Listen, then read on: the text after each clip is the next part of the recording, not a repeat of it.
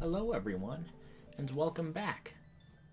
Depending on how things go, this may very well be the final episode of Final Fantasy IV Pixel Remaster.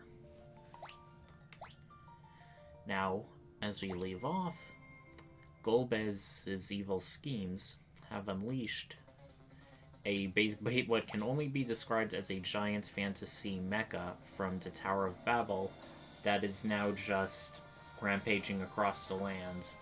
With a combined force of the Dwarven tanks and an aerial fleet of Baron, we have managed to distract it and get inside, and instead of a typical boss, the Giant of Babel is big enough to be an entire dungeon. So as we go here, we only have one place to go. We also cannot head out of the dungeon the normal way, because we were sort of dropped off in it. I don't know if you can teleport out either. Nope, you can't teleport, so once you're in, not only is it a one-visit location, you have to go through it. But fortunately, by now, we are a pretty powerful party. Since a lot of these enemies are robots, I'm going to guess that they're probably weak to lightning.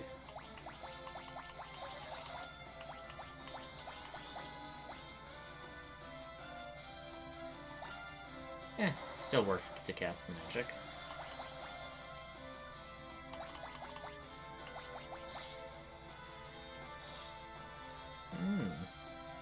Some of them seem to have gotten confused somehow.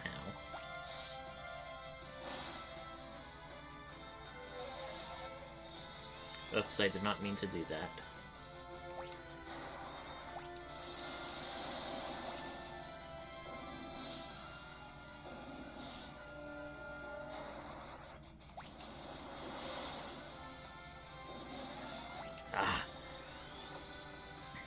Too used to that.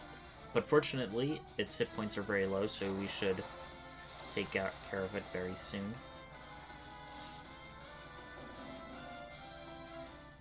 Well, that's one way to win a battle. Our newest party member, who won't be with us for long, is Fusoya, who was part of the Lunarians, an ancient civilization of people who are now sleeping on the moon. He is pretty much an all-around good magic user. So yeah, we have a pretty interesting party setup in comparison to a lot of the earlier Final Fantasy games. While we technically have like a fighter, thief, white mage, black mage, it's like you're a paladin, you're a ninja, you are a summoner, and the white mages of Rosa is really the only one that is like the most classic of the four jobs.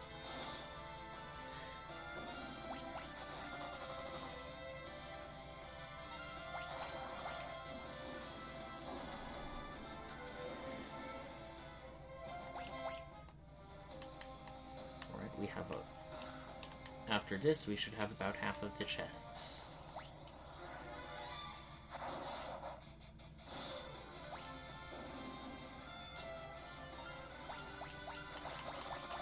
Let's see if there's any good items we can use. You know what? Since I haven't really used any of these one-use items, let's start using them.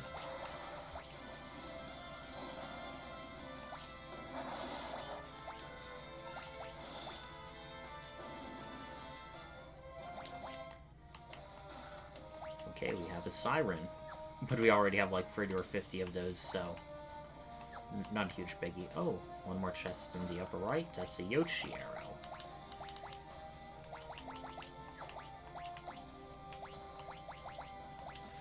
Yeah, baby.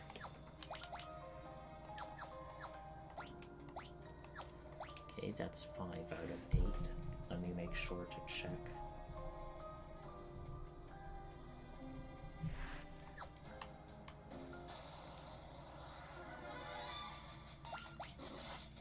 Here we have a searcher. They're a lot like, I forgot what their name is, but they're a lot like that other eye-scanning enemy in the Tower of Babel. They can summon a random enemy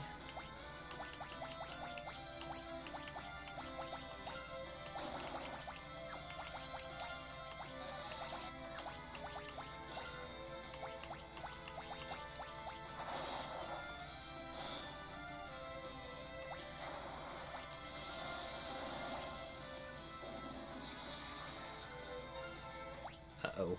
He paralyzed her. Let's see just exactly what this thing is weak against.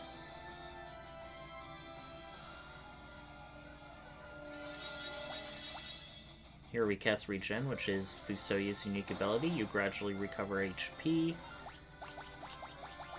Nothing really too big, I'd say.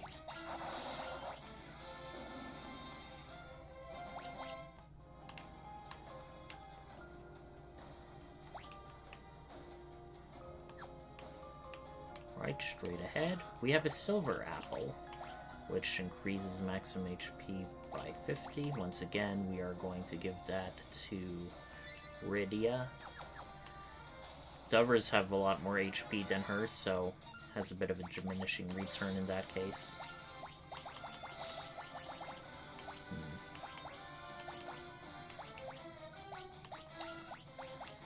Cecil always hits hard, so making him faster is always a good idea. And since there's so many of them, just for fun, let's see if Odin can take care of them.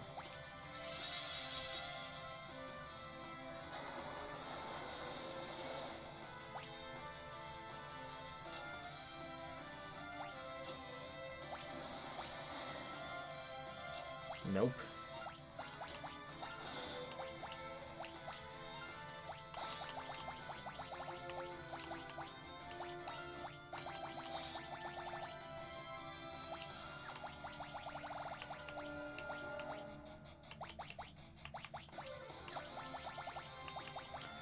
Okay, let's try Quake to be different.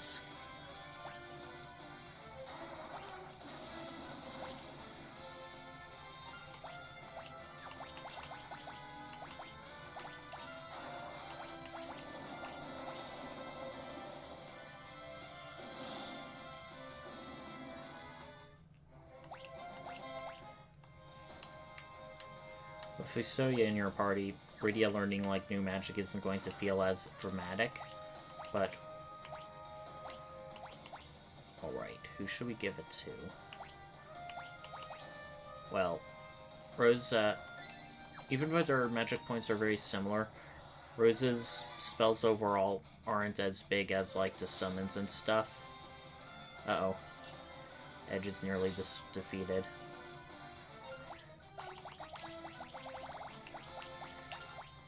Time to drop Kiraja.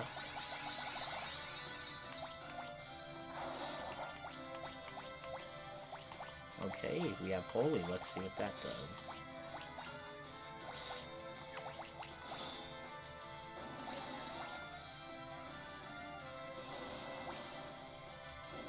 Wow, that's a nice amount of damage. Oh well, a waste. Especially just versus one of them.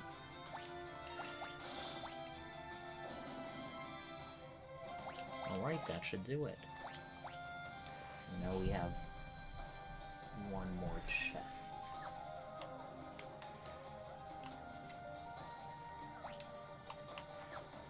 In case any of you missed, as for why I have a sprite of Rosa rather than Cecil, one is she is the topmost person in the party arrangement. Two, since I've been having Cecil as, like, the person in front for the vast majority of the game, I want it to be a bit different.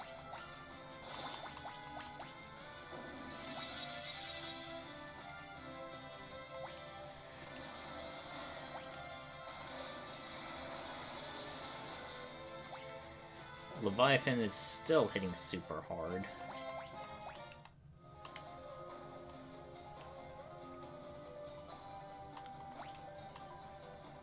Right, and there's our last chest.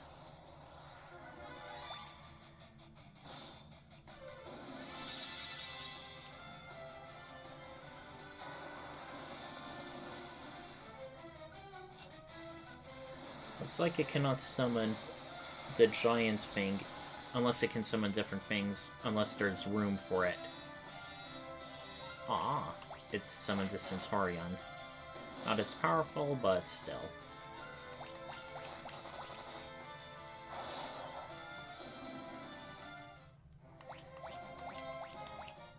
Haha, and it dropped a Siren.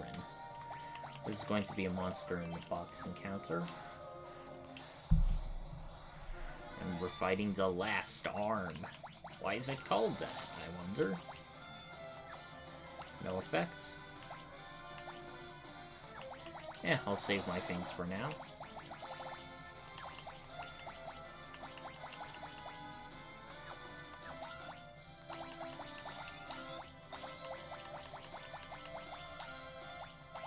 What should I do? I have hardly any MP, but okay. Oh, I may as well use the normal effort. I do want to save my dry efforts, because those aren't really viable and in limited supply. Or rather, I should say easily viable. There's a shop on the moon that gives them for an awful lot of gil. Okay. Not very hard. And can't say no to elixir. And Naming Way is here for some reason. I suppose he's here for, in case you want to rename for Soya, but that doesn't make sense, because we could have renamed him on the moon just as easily.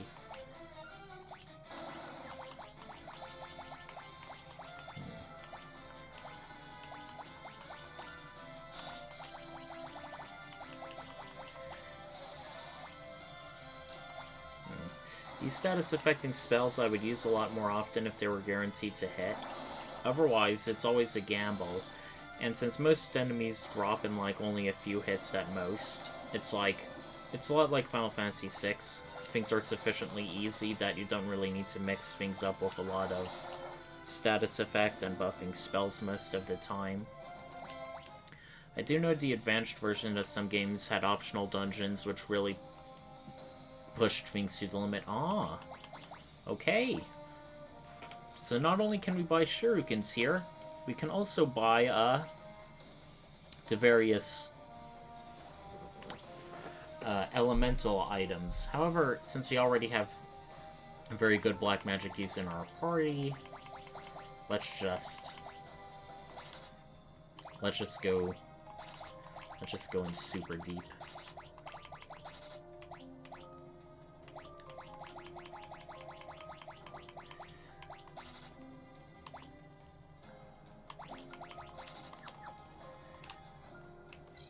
And here's our save points.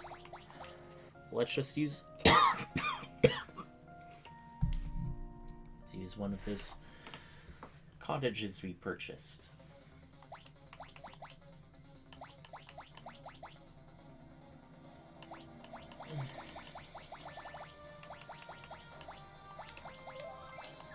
There's also a reason he was selling a lot of those elemental things, so actually, let's purchase a bit more of those. Okay, this should be enough.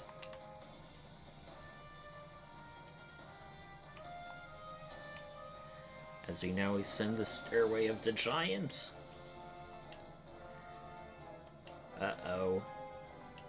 The Elemental Lords we've defeated. They're coming back for a third round, I guess?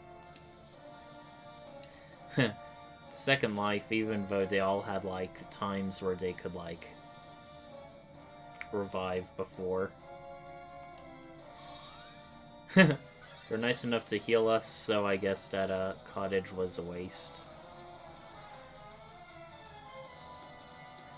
Alright, so Elemental Lord is technically one enemy, but it can switch. Okay. So how do we want to do this?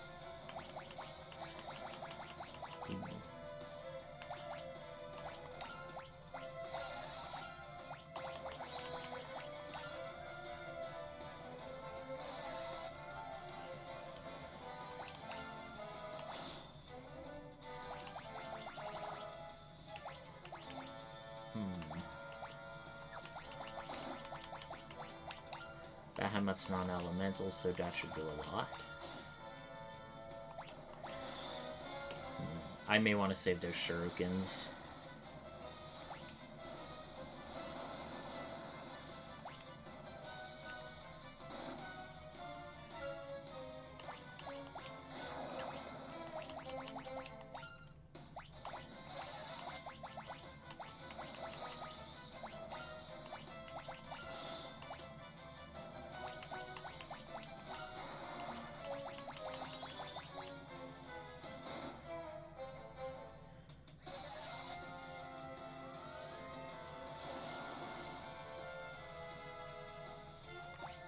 Oh.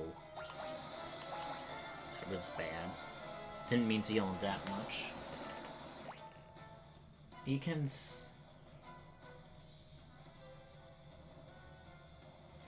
One moment.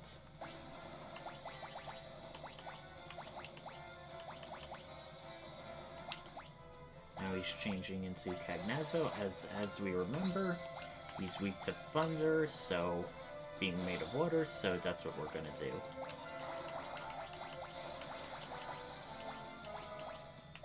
He does not seem to have Thundaga. Guess Fusoya is a bit of a master of none. Fortunately, we have Radio with us. Does anyone particularly need healing? Yes, Cecil does.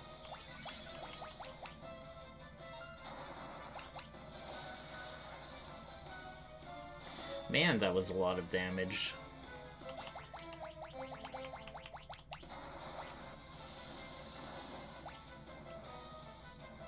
Right, and now we have the Wind Girl. No particular weaknesses, so...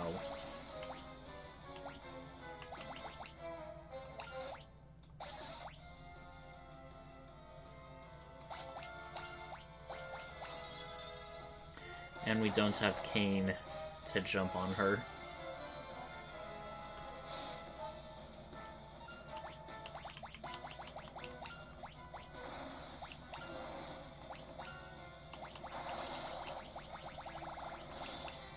Haven't really used Flare much before. Let's see how useful that is. Okay, that is very useful.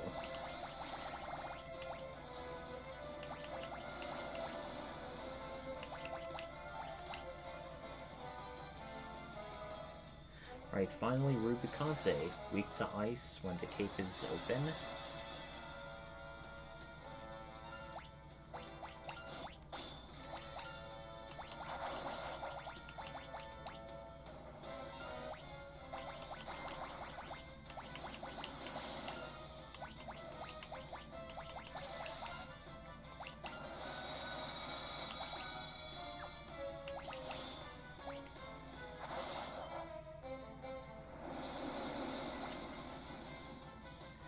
Okay, hardly any damage. That's good.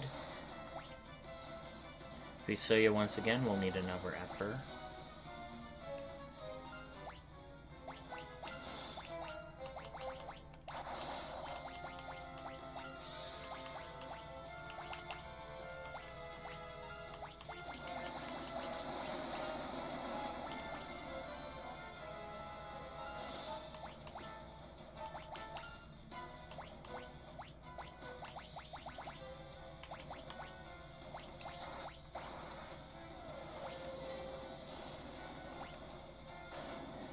Right?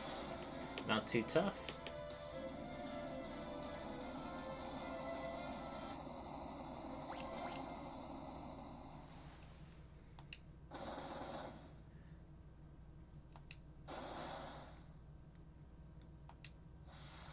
Yeah, you gave it your best shot.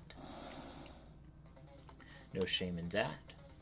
And once again, we're actually going to go back to use a Herc Buttage, because that fight took a bit out of us.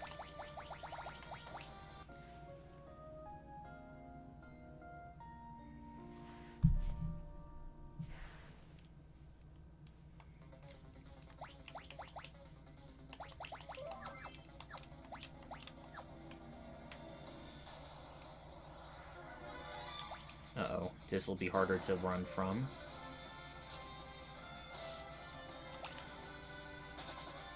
But still possible.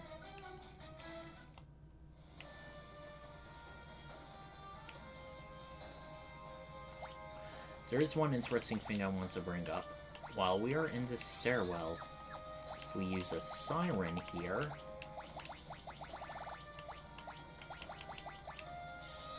we will get one of the rarer enemies.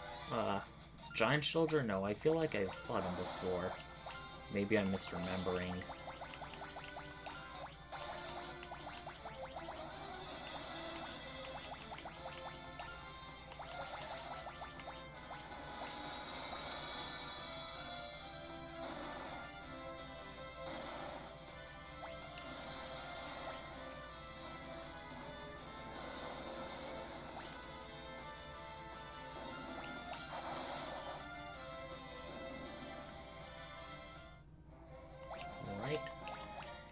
Even near the end of the game, I do like how you still continue learning spells.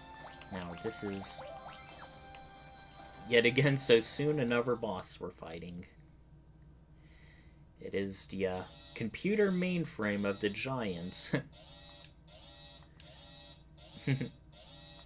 Given this is a medieval setting, I'm sure none of them know what CPU means. If we kill both nodes while the CPU is alive, it will not only revive the nodes, it will do super powerful attacks that can almost instantly kill a party. So, we want to destroy the defense node because, as you can see, it just repeatedly heals. And it has Reflect, so only things that can get past Reflect will be useful.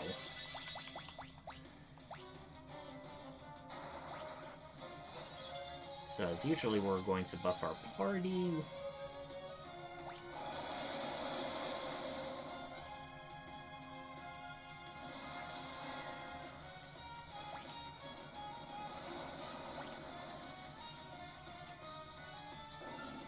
Uh-oh. I think I overdid it.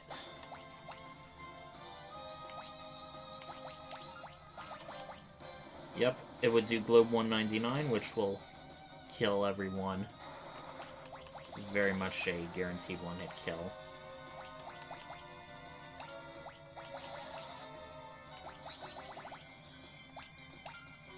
Uh oh, if it has Reflect. Yep. I did bad on that. His death animation is just him as a head. That's kind of funny looking, actually.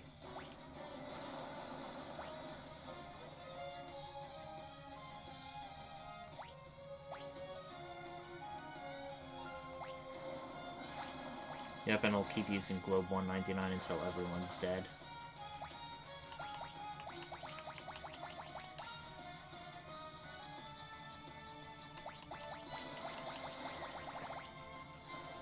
Whoops.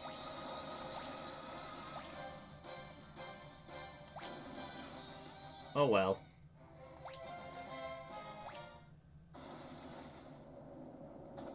I suppose that's one way to skin a cat. Or skin our free fists of our party. Right, we stopped it. Oh no, Golbez. Seems like Fusoya recognizes him.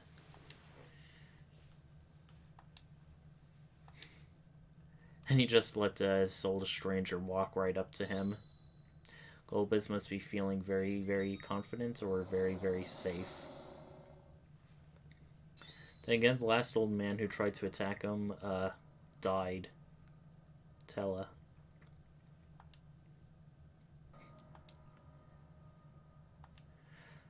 Cluya. What? Yep, we learned that Cecil's father was a Lunarian, and his name was Cluya. Wow, what a plot twist!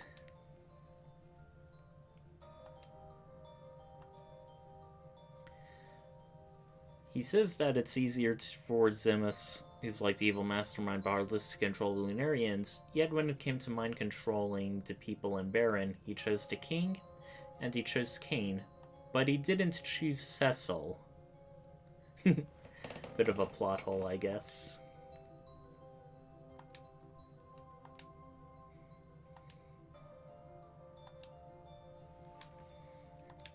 Oh, how emo of you, Golbez.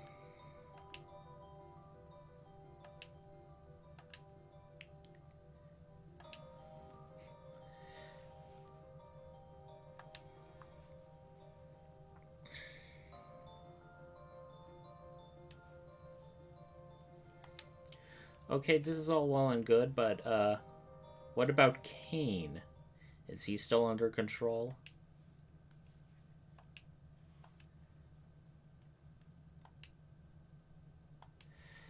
Yeah.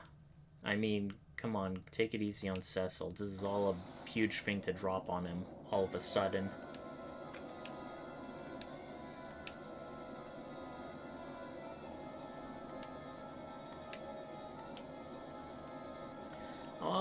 Speaking of which... yeah, Edge is very right to be skeptical now.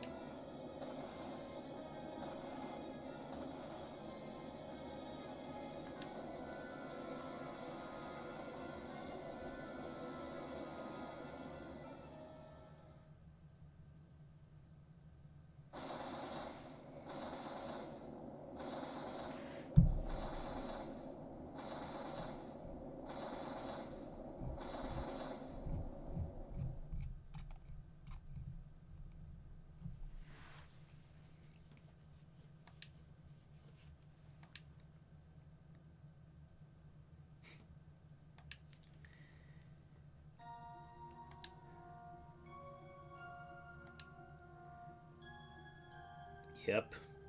Looks like all the bad guys we were fighting throughout the game were just being controlled by someone. Well, not all of them. There are plenty of monsters who still had free will.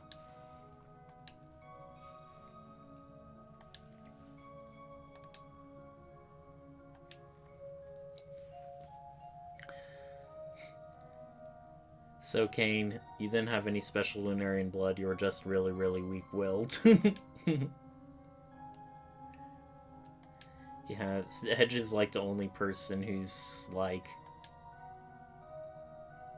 has right to be skeptical.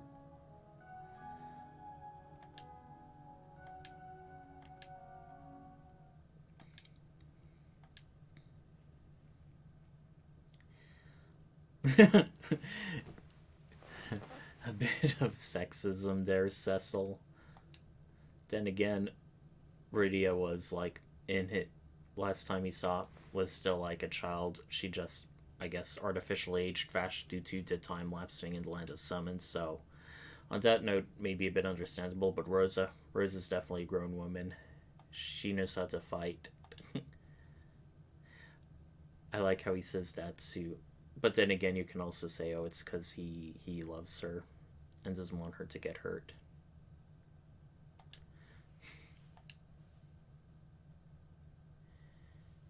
Seriously, we just got Kane back and we're already splitting off our party, I mean.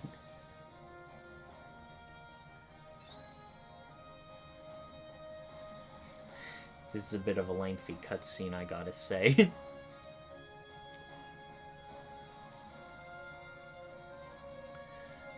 No need to wait around, let's go to the moon.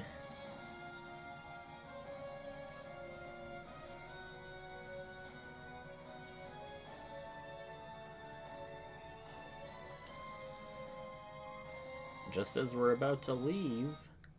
Ah, stowaways. Hey, that's no way to speak to her.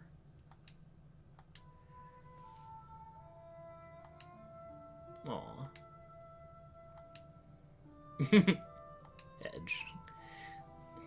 Edge is just dropping facts lately. Yay. The unique hug animation. She's got a stare.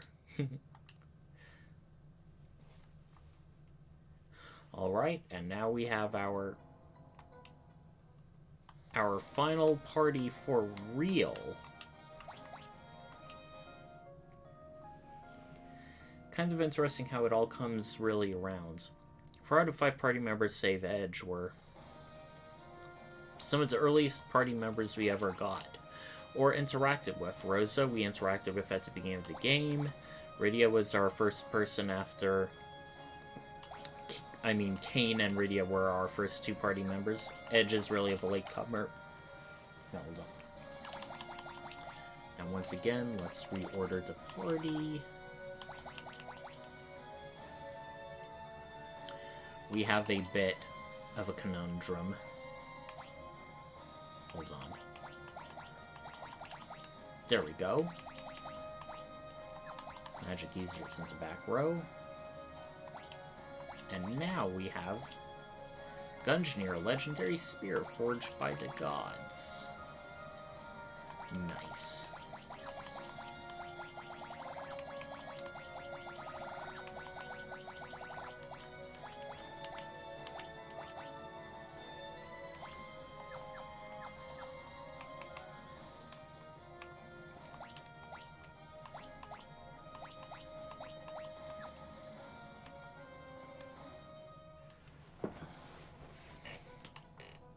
Now, this area we're in, there's not really much we can do. We still have to,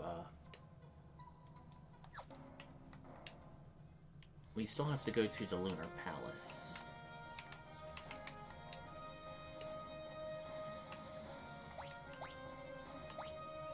Forever the Crystal Palace. So we're gonna land right here.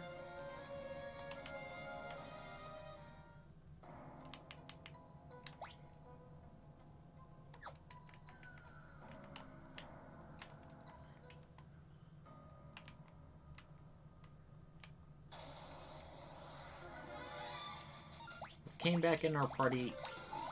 There isn't really anything new he can do. He's pretty much going to be our default physical attacker through the rest of the game, but he's very good at that, along with jumping.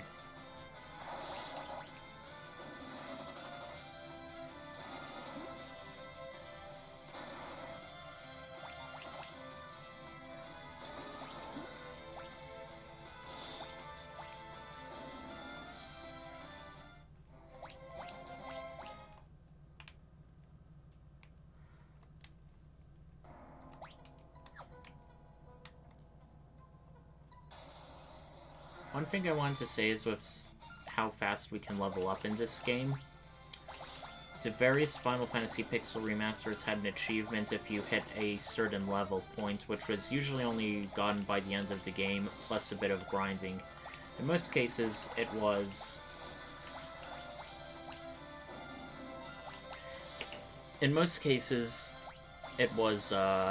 50. But in this game, given how fast we level up, it's 70. And of course, the maximum level in all of these Pixel remasters is level 99. There's not really much practical reason to go that high to the max, other than just sheer bragging rights, because in most of these games you can easily beat the game by level 40 or less. I think in Final Fantasy 1, and trying to hunt the very last rare monster, War Machine, I ended up getting to level 64, when you can beat the game like in your late 40s. There is a part of me that just wants to play with the level 64 party to just see just how much ass they can kick.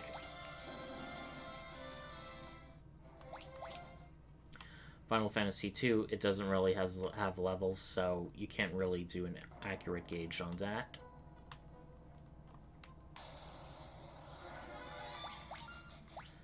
Alright.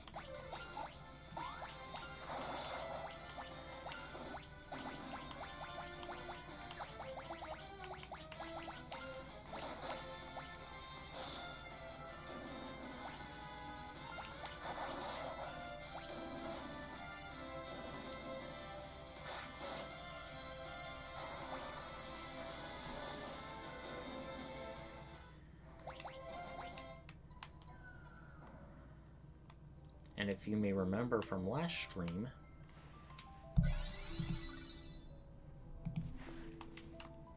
there was a seal blocking us.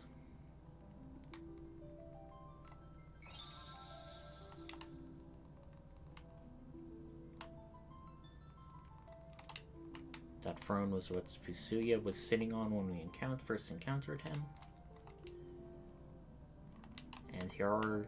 The moon has its own 8 crystals. And they're telling us new things now that we are here.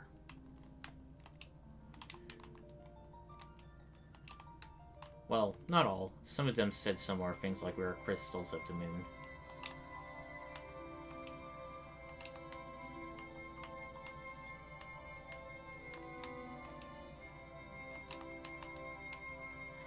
Well, no time to waste then.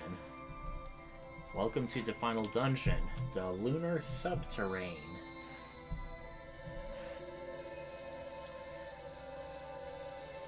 Now, this is what I call a teleport spell. Gotta be super flashy about it. Now, the Lunar Subterrane by far has like the most amount of treasure of any place in this game. And for good reason. It has several legendary pieces of equipment, which are technically optional, but guarded by powerful monsters, which of course we are going to get. first, east of the entrance, we want to go into a secret passage. We're going to want to know east, north, and east again. And we are going to loop around this way. The enemies here are ones we faced before, but they are very powerful, so...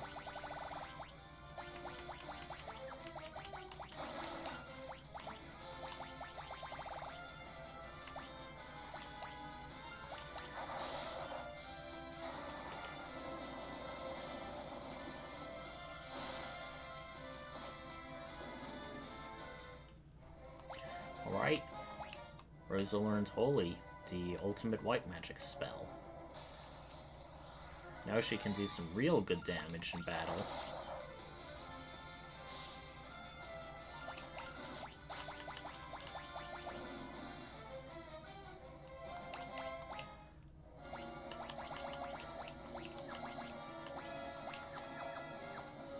I just want to know if I do a lot of more damage when jumping with the lance or not.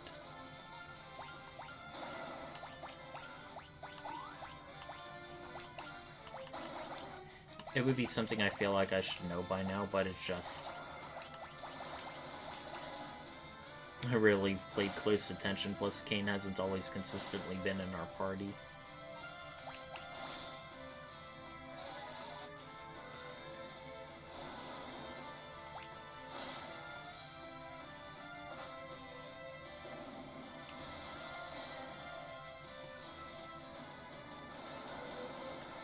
Okay, edge should take the edge off it. Oh god. Wow, Cecil survived that. Now we have a black garb. Edge only outfit.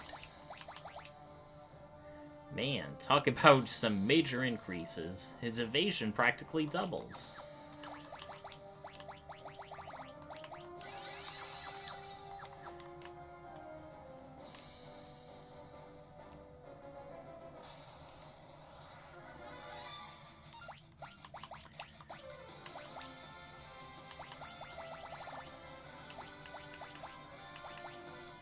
His protector, I think. Defender, I mean.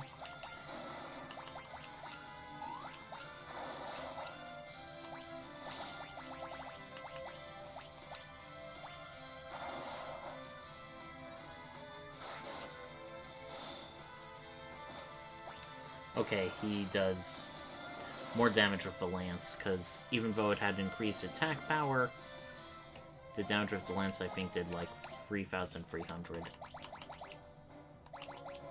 So yeah, let's give him Gundinger back. Kane's ultimate weapon, very obviously, is going to be a spear, so... it's not something we'll have to suffer reduced attack for long. And since there's a secret passage on the east, there's going to be one on the west. Okay, wow, these giant warriors are starting to get a bit repetitive. On the other hand, they're giving me good XP, so I can't complain too badly.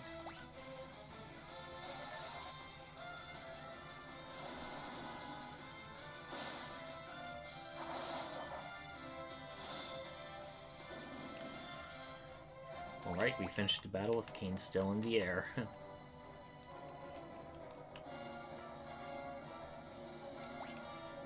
Alrighty. Can't get that chest yet, so... Alright, monsters in a box. Nothing we haven't fought before. Let's see if Odin can insta-kill any of them.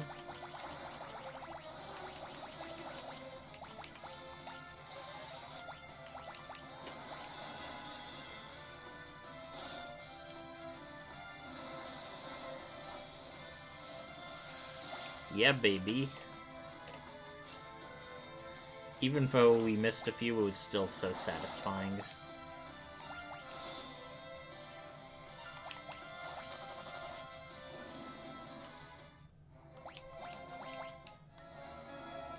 Alright, a Sage's Staff. Cast life when used in battle. Rosa only, and even though we have full life, it's like, increase our spirit by a lot, so it's worth it to equip it just for that.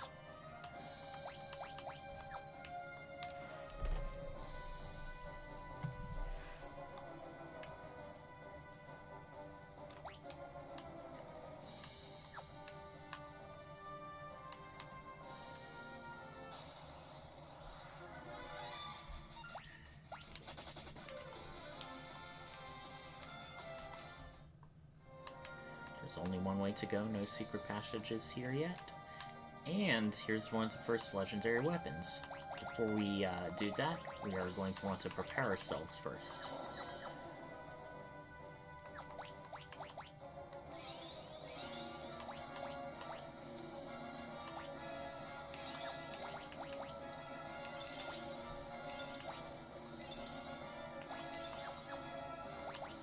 Okay, how's our party looking magic points wise?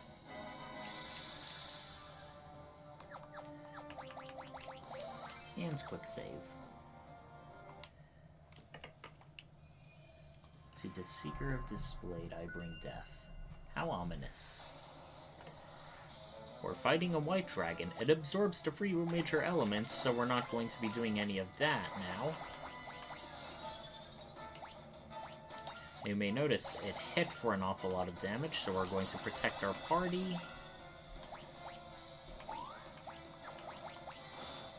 It doesn't have any weaknesses, so we're just gonna attack and do non-elemental stuff.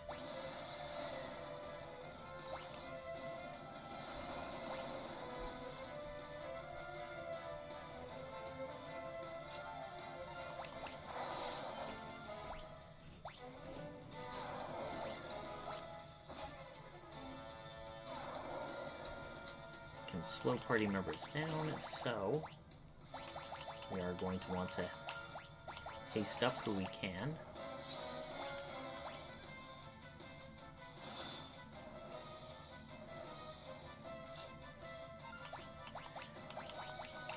Let's just throw a shuriken for good measure.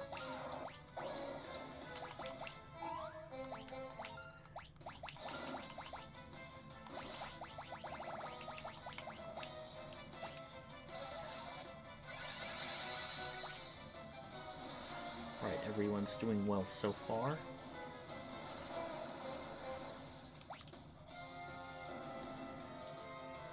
And that's that. We now have Mirasame. It is the second best katana in the game. I think the best one is elsewhere in the Lunar Subterrane, so... Cast Protect when used in battle. It does decrease his agility and spirit by -5, but on the other hand, it's super powerful, so I'm fine with keeping it on her. So, instead of taking the long way back, we're just going to teleport. We can go back in and take advantage of the healing.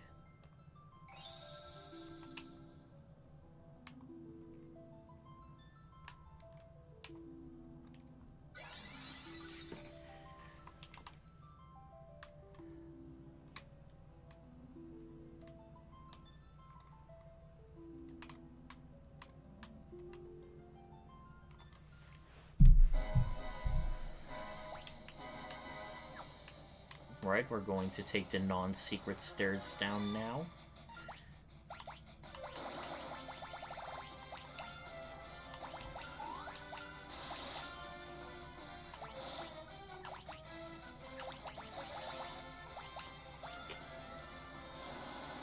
I feel a sneeze coming up.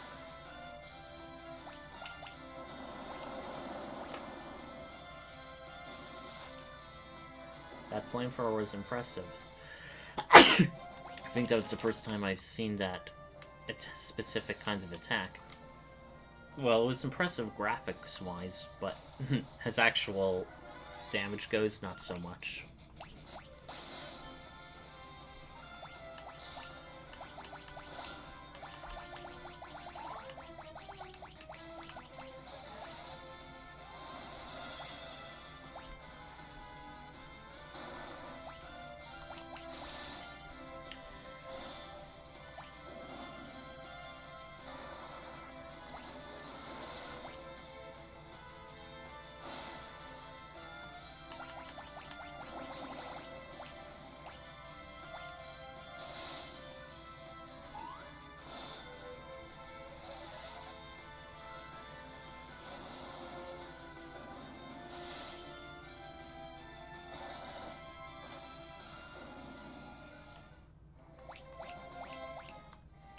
Easy peasy.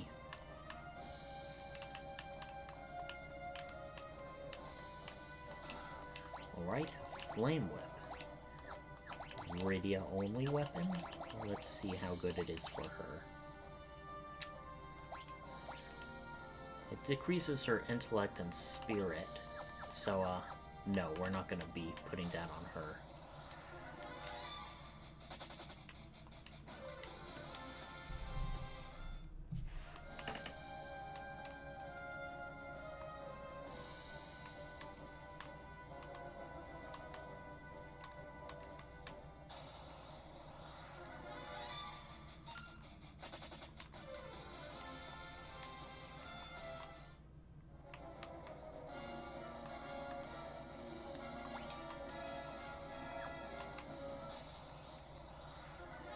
You know what? Since we get a lot of XP, let's not run away too much.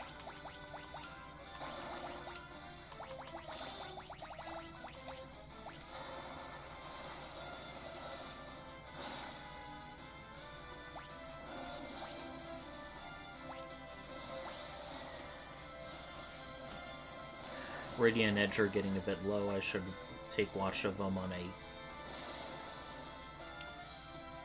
Okay, wow, Edge hardly took any for some reason. Dealt an awful lot more damage to Cecil of all people.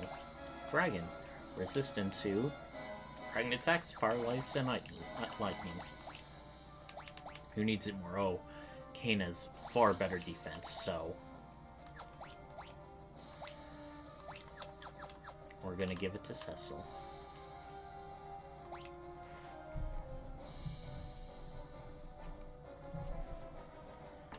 Well, there's not much else here to go, besides heading up the stairs, I think. No, wait. Actually, I misread. There's actually some secret passages here. We're most definitely going to take advantage of.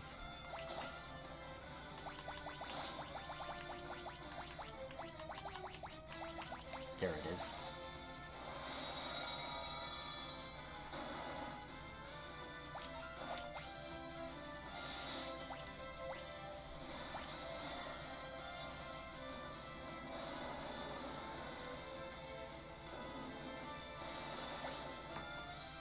Yeah, for some reason it does so much more to Cecil.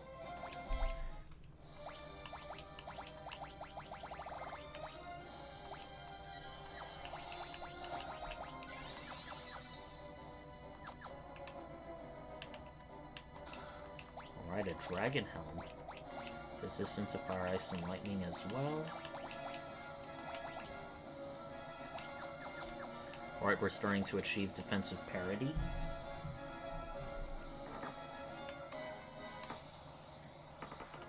Okay, a new enemy for once, I think, or newish. I think we may have fought this before.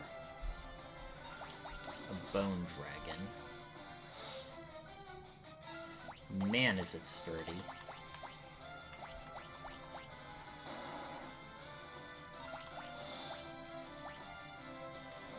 And it's still up, wow. This is like mini-boss levels of HP.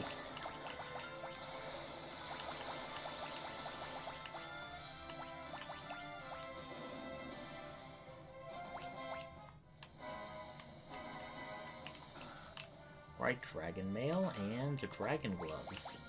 I bet you can guess what they do. Wait. Everyone's in the wrong order for some reason.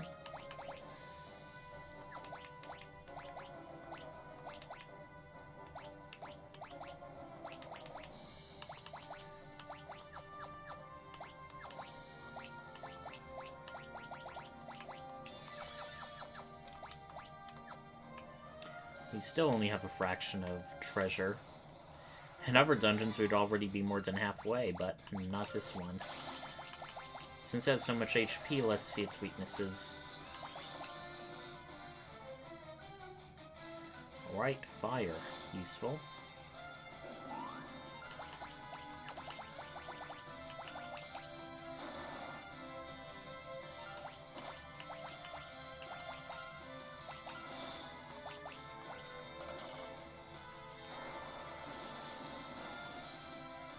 dealt 1 damage for some reason. I don't know why.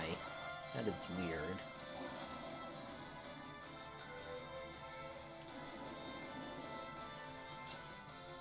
Okay, what is going on here?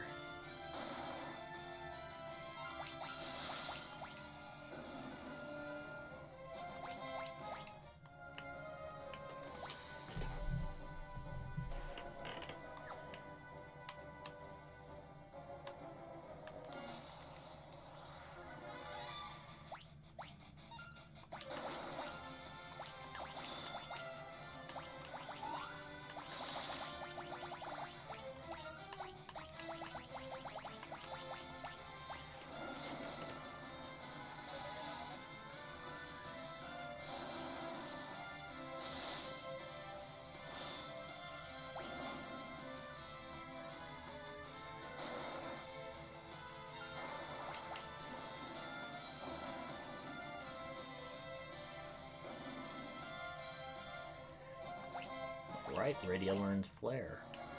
Normally I'd say it's the best black magic, but Meteor's pretty good still.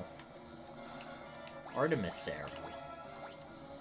It's effective against dragons. Cecil, Rosa, or Rydia can use it.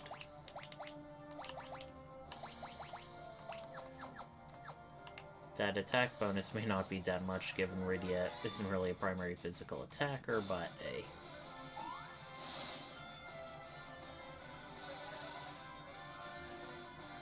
Maybe I should cast Holy on Dark Sage. On the other hand, every little bit counts.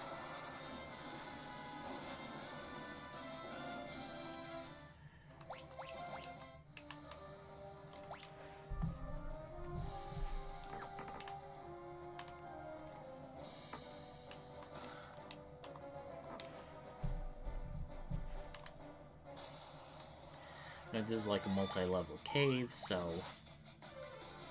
we're going to want to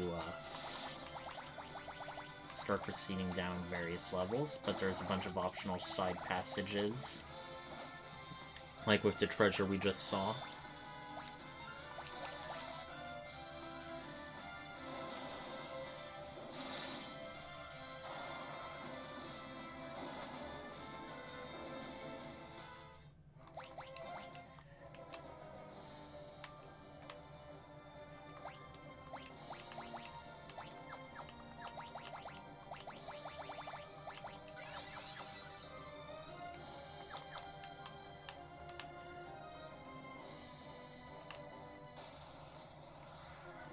Okay, a dino zombie. Sort of feels like we've been fighting these things before. Just a bit of a palette swap going around.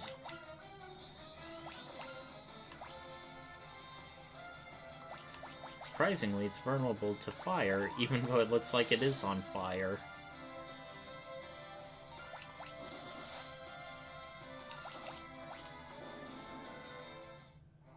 Well, at least that saved us 30 magic points. Okay, a right fang. Not seeing much of those lately. One more chest. Ooh, a gold dragon. These, I think, can counterattack physical attacks by constricting, which cause paralysis, very obviously. Before you do anything else, let's see what it's weak to. No specific weaknesses, so let's just hit it with all it's got. Oh! It can paralyze both physical and magical. But it seems Rosa got out of that pretty quickly. I have noticed our primary magic users are running a bit low on magic points, so let's try and see how far we can get with them before you need to replenish. Oh boy, Behemoth, my least favorite monster.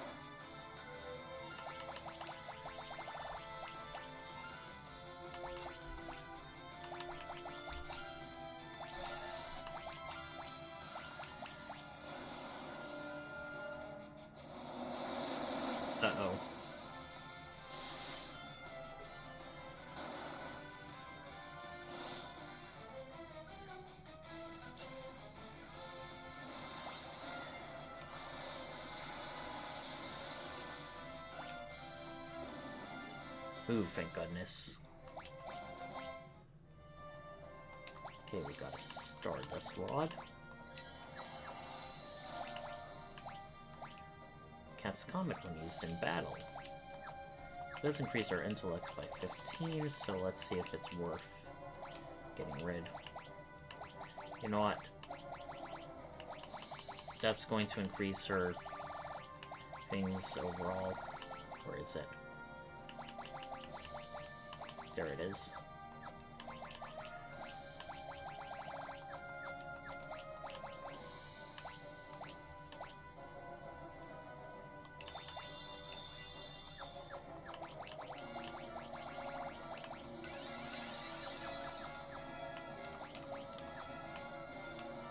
Alright, a little bit over 1/3 of the way through.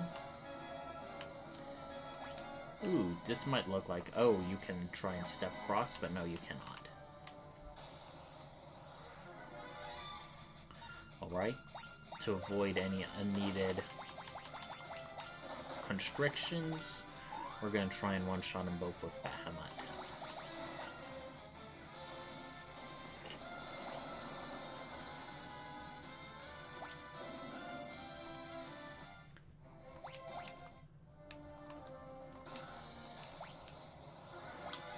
Okay, Red Dragon and Blue Dragon. I forget what their deals are, but pretty sure they're going to be weak to Bahamut all the same. Oh boy.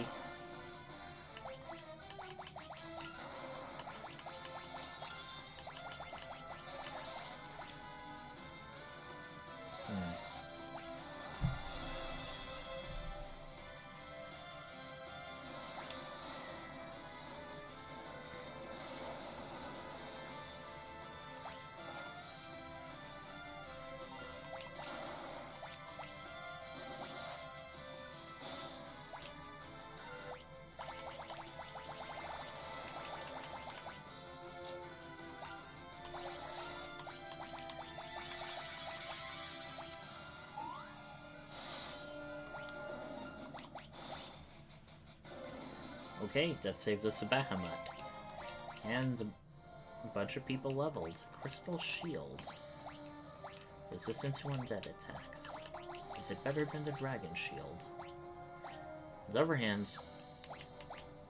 We already have Dragon Helm and Dragon Mail that gives resistance, so... Let's give the Dragon Shield over to Kane.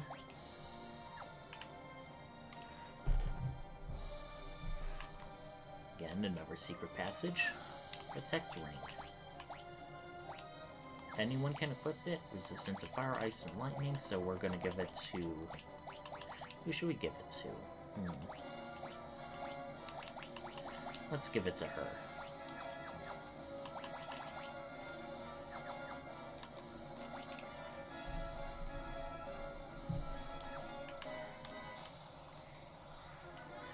Okay, this is a bit of a unique enemy. It says it's scanning itself, letting you know its weakness. However, this is a bit of a trap, but we're gonna spring that trap anyway, just to show you what happens. Hee, I fooled you.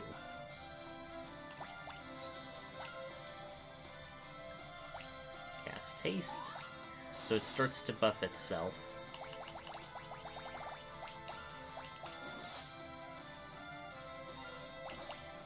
Fortunately, it's not a very powerful monster, so we're able to take care of it in no time flat.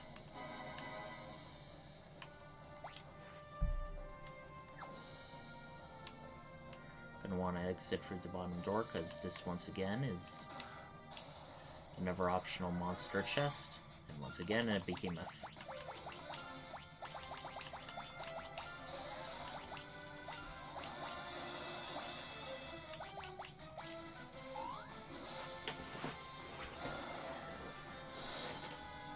There used to be a message board for Dungeons & Dragons fans I was on. One of the more prominent posters used to use an image of a behemoth as his avatar. Back in the day, I thought it looked super weird and didn't really gel with it, but now just playing this game, I can sort of see a bit where the menace is. And playing more Final Fantasy, of course. Okay, we have Crystal Mail. Is that better than Dragon Mail? Of course it is. Ooh, prevents various status elements. Good for a partial white mage to have.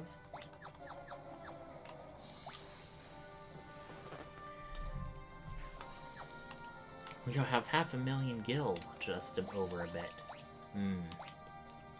Imagine all the cool stuff we could buy if there was more cool stuff to buy at this point in the game. Well, we could stock up on shurikens and sirens.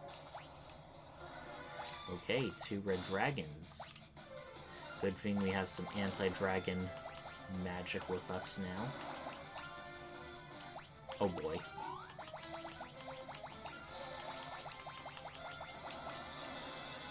Edge, you're way too fragile for a physical character. Then again, he's sort of like our party thief.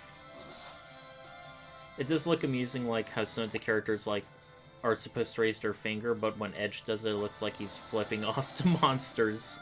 A similar thing happens with Celice's sprite in Final Fantasy VI, and I think one of the spellcasters in Final Fantasy I does a similar thing. Oh god. We are going to need to heal some people.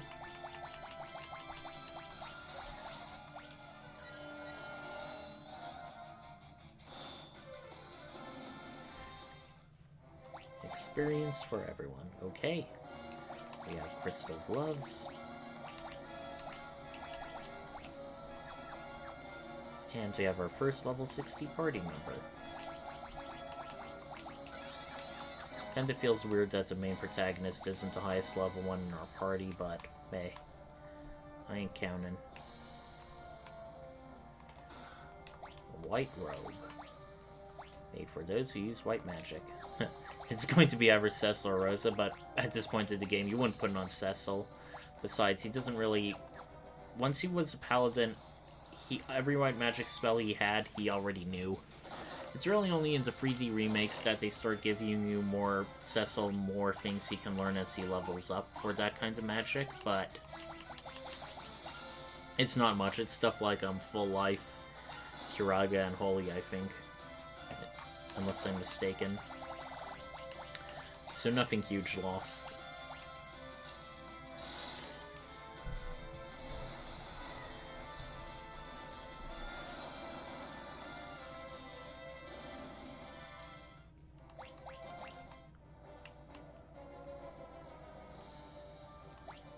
Alright, going to go west. And it's going to be another monster in the box. Thankfully not a behemoth.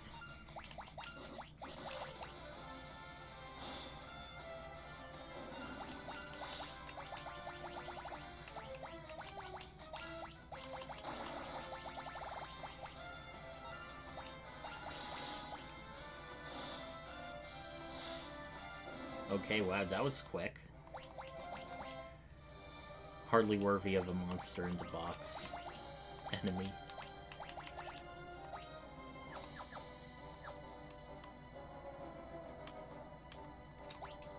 Okay, so it looks like we have a bit of a branching path.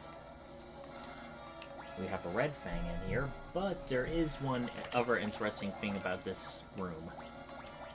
If you use a siren here, and only here, we'll summon a unique enemy that can't be fought anywhere else. Duh. Flan Princess.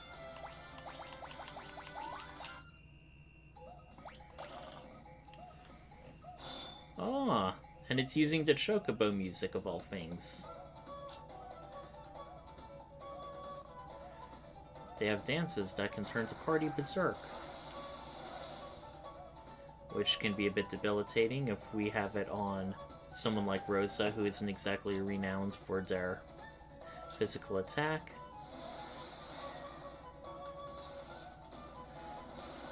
On the plus side, they have like only 20,000 HP each, so a Mega Flare should be able to easily kill them. Just 2 castings of Mega Flare.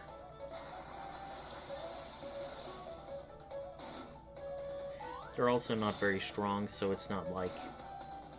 Well, except for when they're hitting the fragile party members like Edge. Jesus, Edge's defense is like weird at times. Now, normally, you may think, oh, that's it. Well, these Flying Princesses have a 1 in 80 chance per monster, not per encounter, of dropping a unique pink tail, which we will need to farm. And fortunately, updates made it so that rare items drop much faster. However, as I don't know how long that will take, we're not going to waste too much time. If you traded it back to that tiny person who wants tails, he could give you, I think, Force Armor, which I think is the best armor in the game. It can make your character nigh invincible to most attacks. But for now, let's just keep going.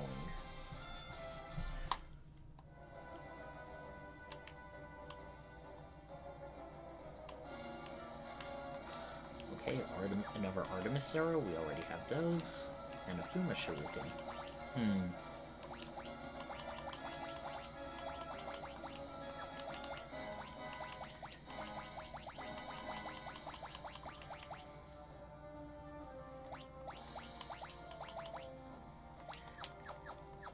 Since there are anti-dragon arrows and we're encountering so many damn dragons here, may as well.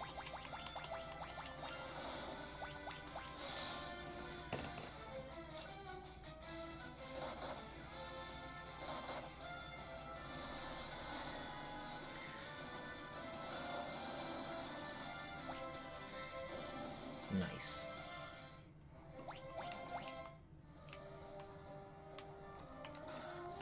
Okay, cottage.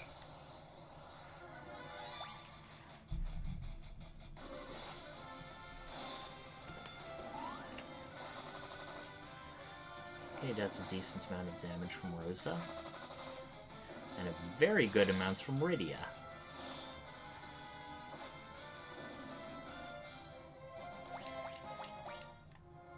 Right, I think everyone is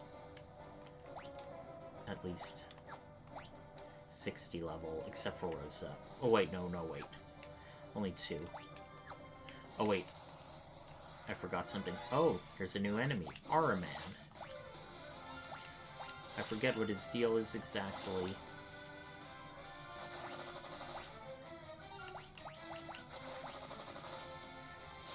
But man, Rosa can do an awful lot. Okay, we gotta kill this monster before the doom happens, otherwise she dies. Yeah, Araman has a lot of HP. Pretty slow, so he doesn't really react often much. Yeah, there's a little bit of a hidden area you can go through. It doesn't look like it'd be a hidden area, it blends in with the rest of the pit. Don't know if Araman can do any other attacks. He should be able to, it's just he has so much hit points it can be hard to fight him normally, especially if you have active battle on. Alright, here's a bit of a hidden area. A golden apple. Who should we give it to? Well, as usual, it's going to be going to Rydia once again. Okay, we have 2 Arimans. Time to pull out the big guns.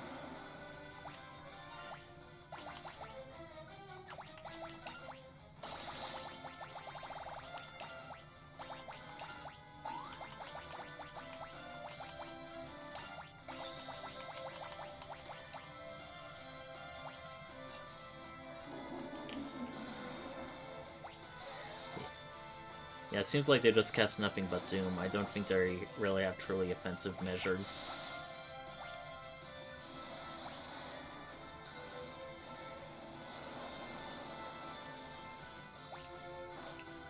Man, even after a Mega Flare, he's still standing. That's an awful lot.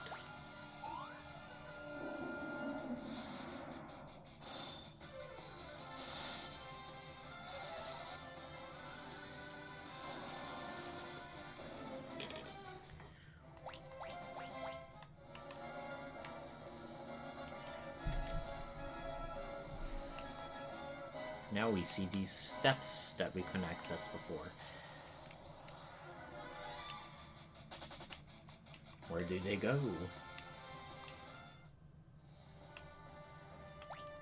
They go up to a chest, and even farther up. Oh boy, a behemoth. I am shocked. Color me shocked. You know what, I'm just gonna cover Edge for the hell of it. He seems to be the most at risk.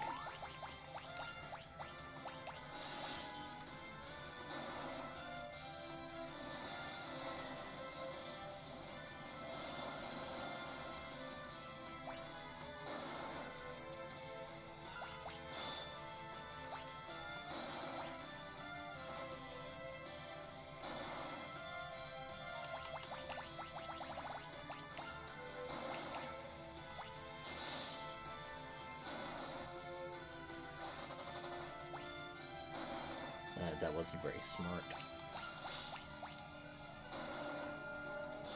Okay.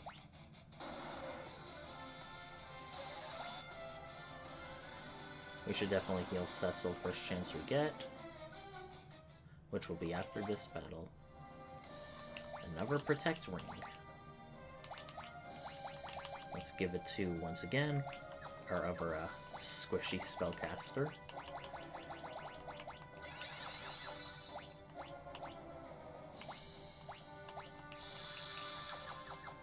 Okay, running a bit lowish on supplies. Thankfully, this teleport... we shouldn't have used all those efforts, oh well.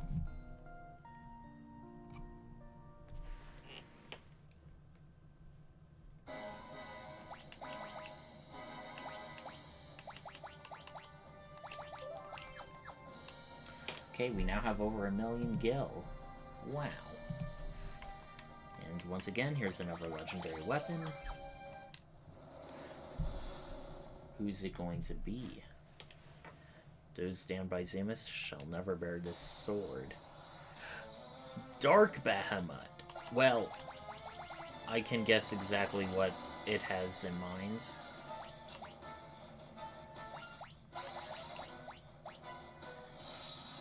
I don't know if Reflect can work on it, but it's worth a shot.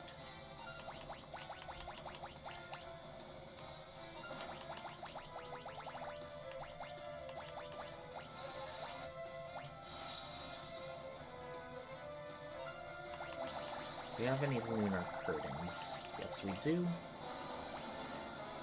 Right, I think everyone but Kane has Reflect up.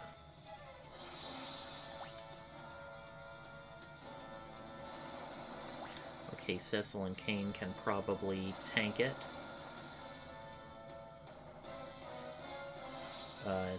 No. So let's just do full life on Kane. Phoenix down on Edge.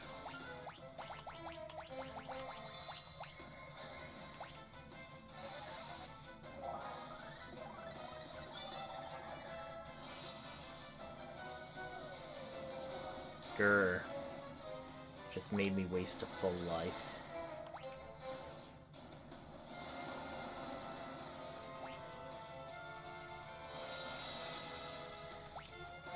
Well, Kane at least has 4,000 HP, so he should be able to take it.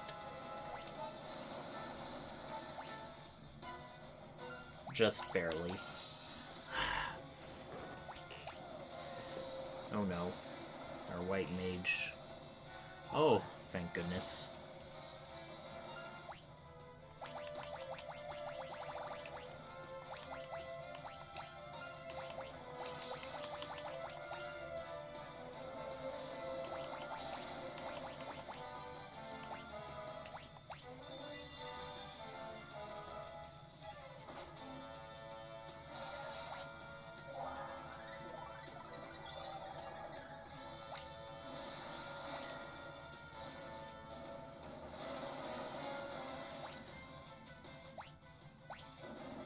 Yes.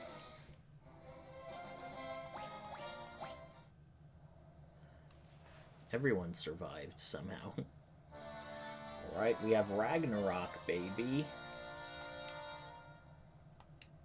It's the best sword in the game, so obviously it's going to be Cecil exclusive. And look at how many things it increases. Wow.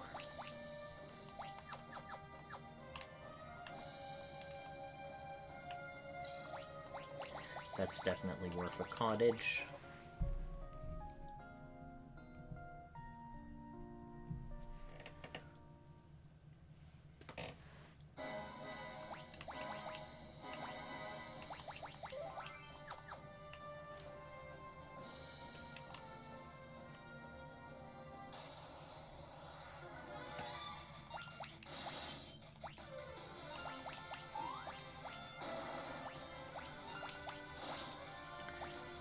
Okay, he doesn't do much damage that time.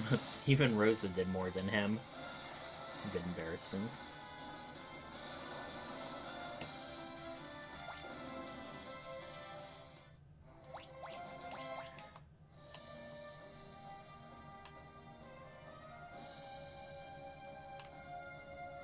Right, let's get out of the hidden place. I think we can easily take them all out with just physical attacks.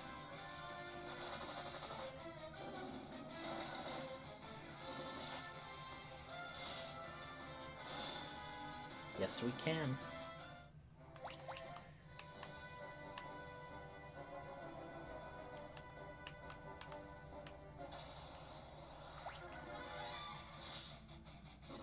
These we cannot so easily do.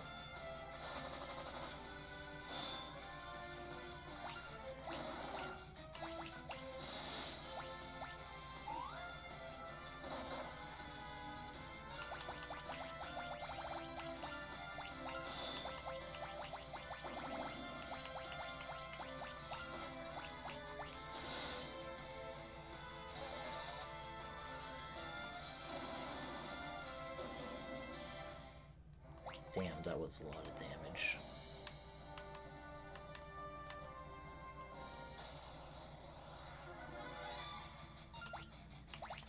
That...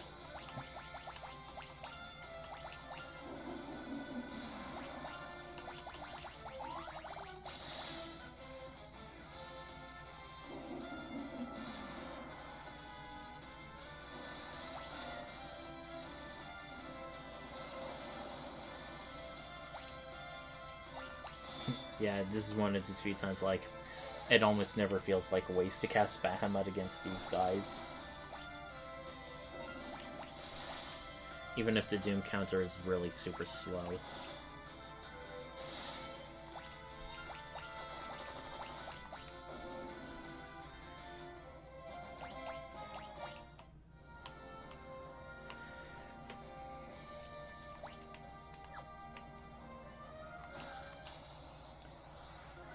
Okay.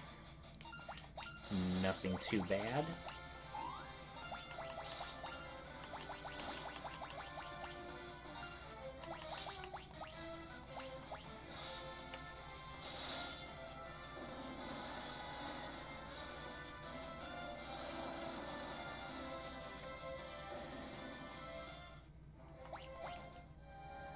We have a Minerva Buster.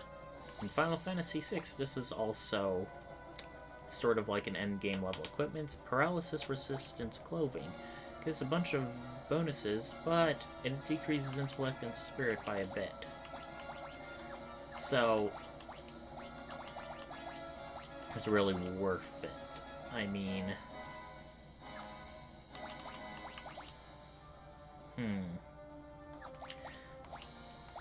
since offensive spells would suffer more of a decrease to that -15, may as well do that. Alright, and we have a bunch of different cave openings. What's up with this?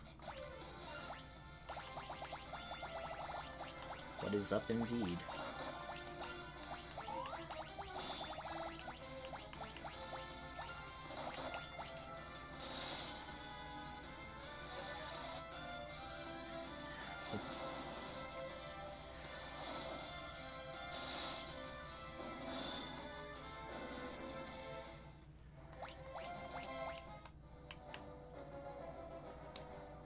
Right, there's a save point. How fortuitous. I get the feeling that we're going to be in for quite the gauntlet.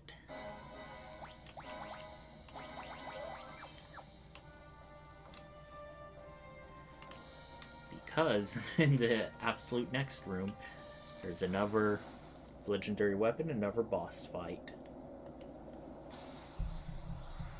Oh, Holy Lance, I bet you can't guess who this is for.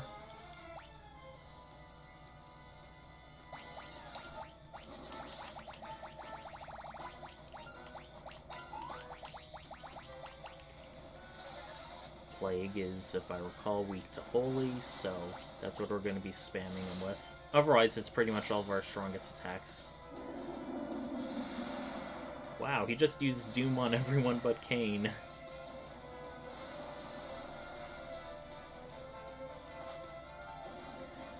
But man, did he go down quick.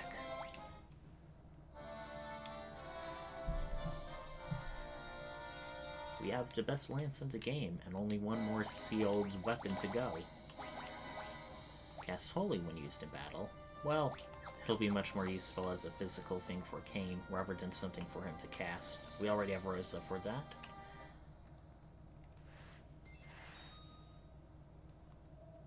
Ah, ribbons! So ribbons tend to be super good accessories in Final Fantasy, so it's only appropriate that they're guarded.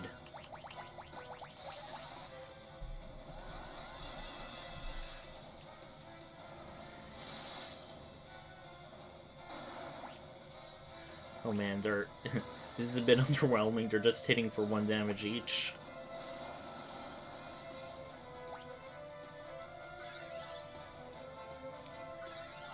Uh-oh. Well, if they're reflecting Holy, that probably means...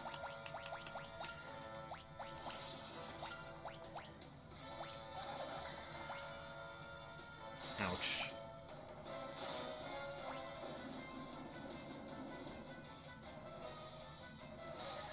Also ouch.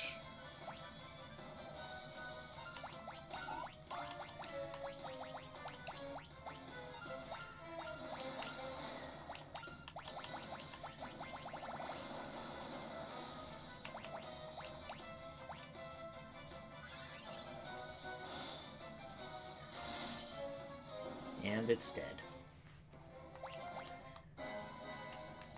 We have not 1, but 2 ribbons.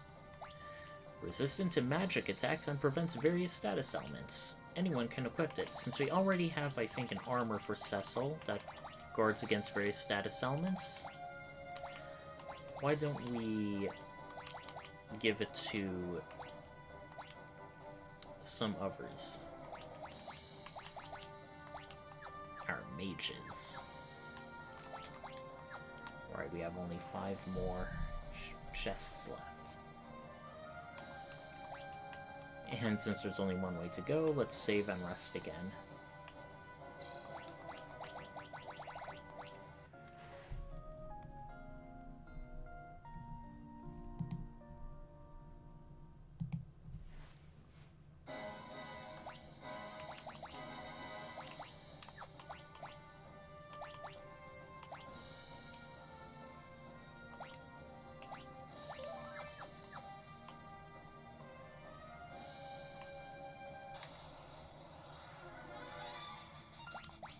No biggie.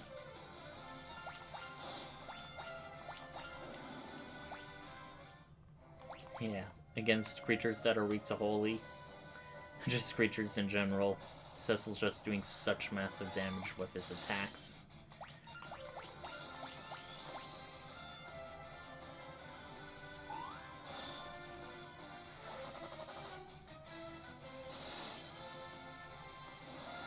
Oops, bit of a waste.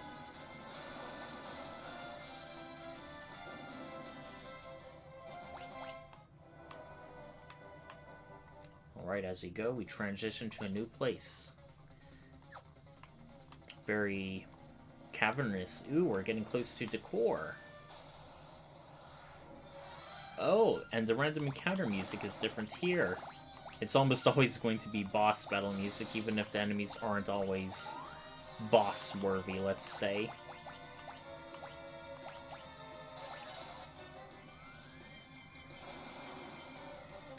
But it's to get you pumped for the final battle.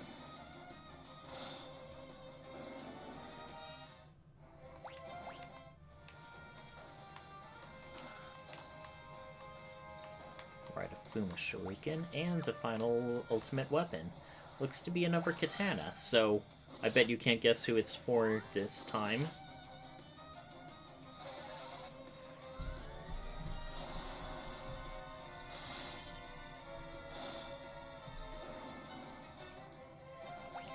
Okay, Radia learns Meteor. Now that's the ultimate black magic. Masamune!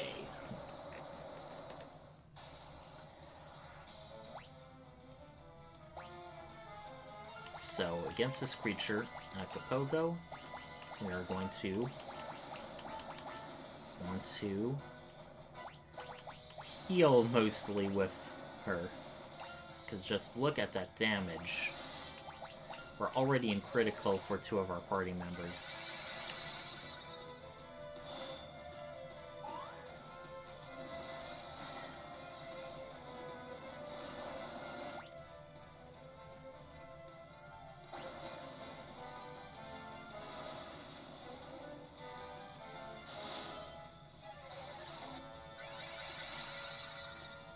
Yeah, let's see if we can do this thing on auto battle, because we're already doing an awful lot of damage.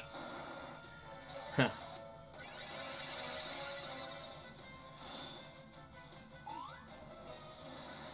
Alright, another Mega Flare.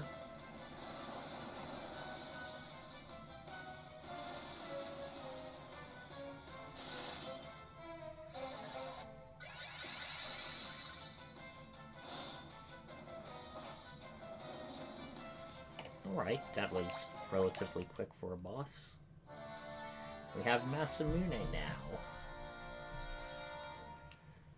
And all of the sealed weapons.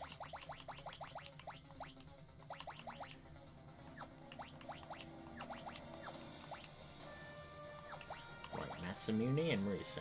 Cast haste when used in battle.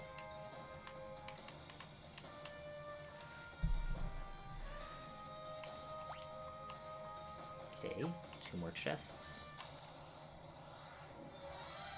Uh-oh, a Wicked Mask. Let's switch everyone's rows. Reflect on everyone. What is up with that?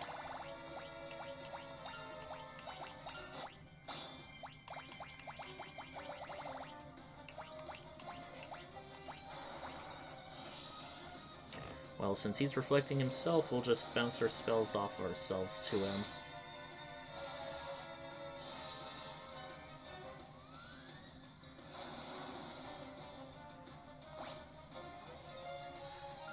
He's a very sturdy customer. He's still standing.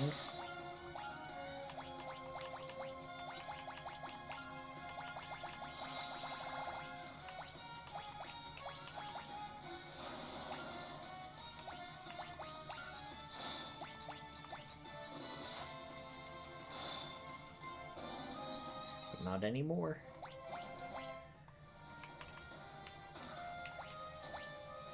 Alright, 3 more chests.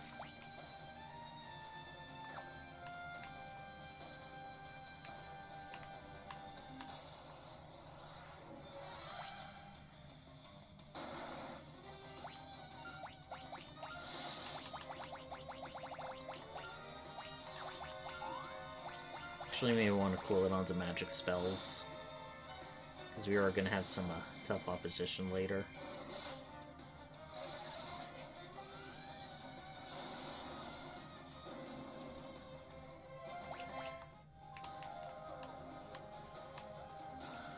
Right, a Geishel Whistle. I think this is the first and only one. Whistle for calling Fat Chocobo. We never really had to call it in the entire game. So... hey, these should be the last 2 chests in the entire game. Sorry.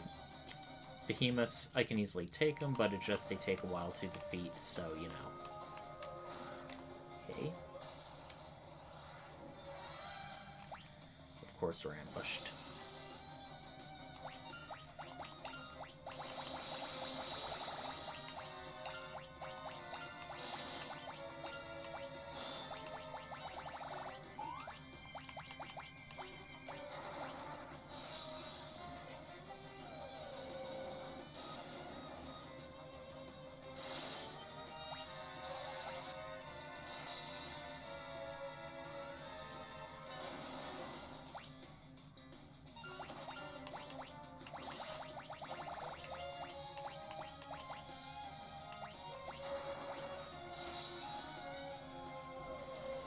One more should do the trick, and just physical attacks.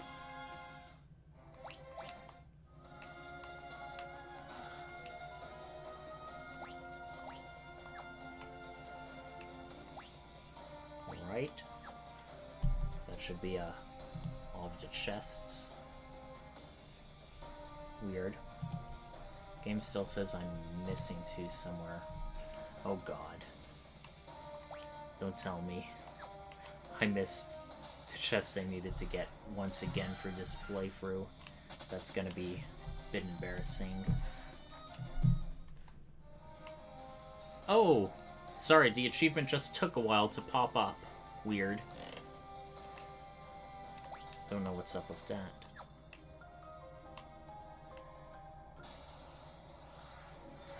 Okay, here's one of the unique enemies. Zeromus's mind, the mind of the final boss. The amusing part is, during the battle, let's see if it does, it casts Scan, and it basically says since it's determining your party's overall strengths and weaknesses for Zeromus later. It doesn't have any actual effect, I think it's just like flavor to like give you a sense that the opposition is aware of you. Okay, these physical attacks are pretty much nigh and useless.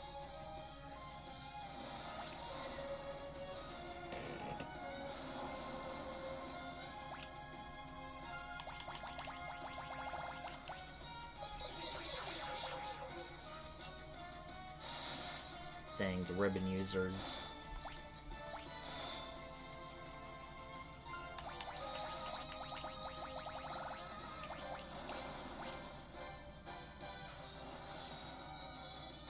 Please die soon.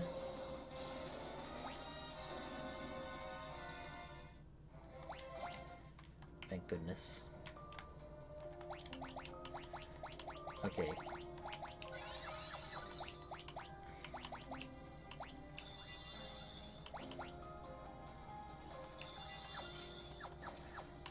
Well, we have 6 more elixirs left, so I say that's a pretty good amount for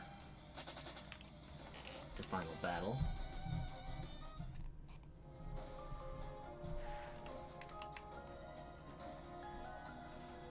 This being the last floor of the game, we are just on the precipice of the final boss, baby.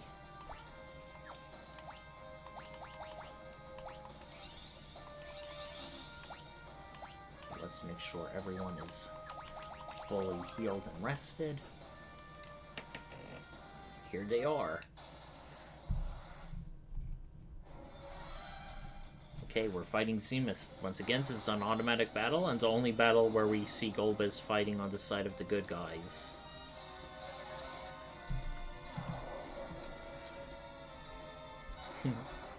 Wow, their ATBs are filling up super fast. They're also not losing any MP when casting, so... Again, they're casting status effect spells that are actually hitting, so you can definitely tell this is a scripted battle.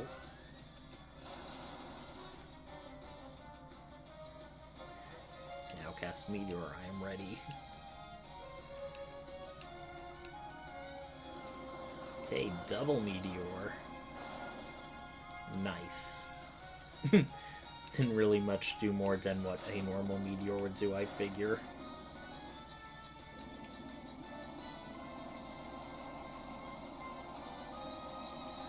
Well, looks like the NPCs did our job for us. Or did they? Well, it sounds like they're playing the victory music nonetheless. Yeah, normally it's the other way around. Where we defeat the boss and the cavalry arrives. Well, of course it can't be that anticlimactic.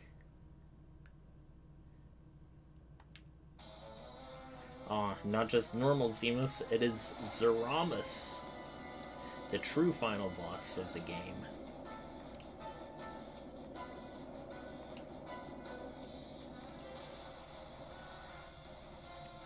Once again, another scripted battle, but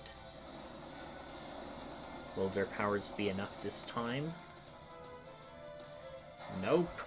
Their non-elemental spells are healing him instead.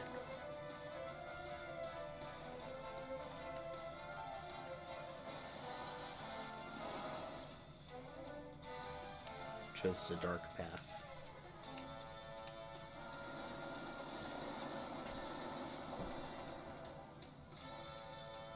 Oh no. They need our help. My hatred will continue until all is destroyed.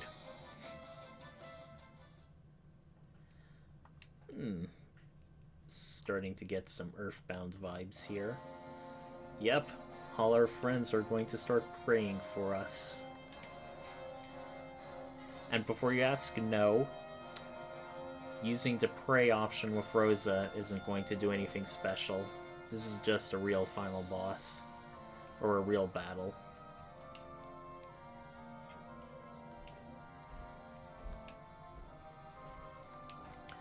Aww. They really want us to return.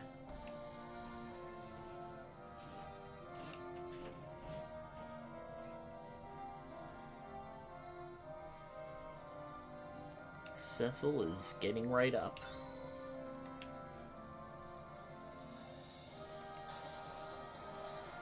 Ooh, very victorious sounding music. Hey there, let us help you.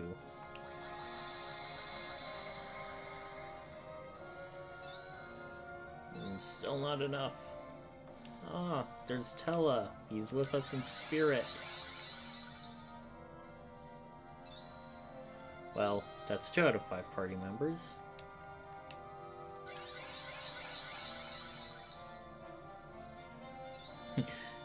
You're healing everyone but Cecil first. Cecil, my brother, give the holy power within you to the crystal. Alrighty. Yeah, that's what we're talking about. Now, this may look like a bit of an underwhelming final boss graphic-wise, so we've got to use the crystal. And now we'll see the real one.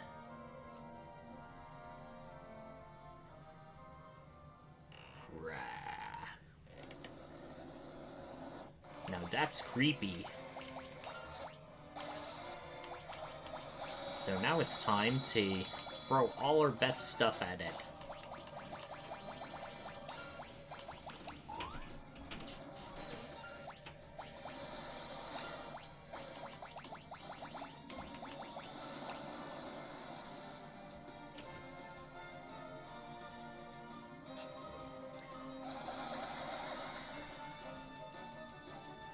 And since it deals so much damage, even with Shell Up, we're gonna have Rose be our primary healer.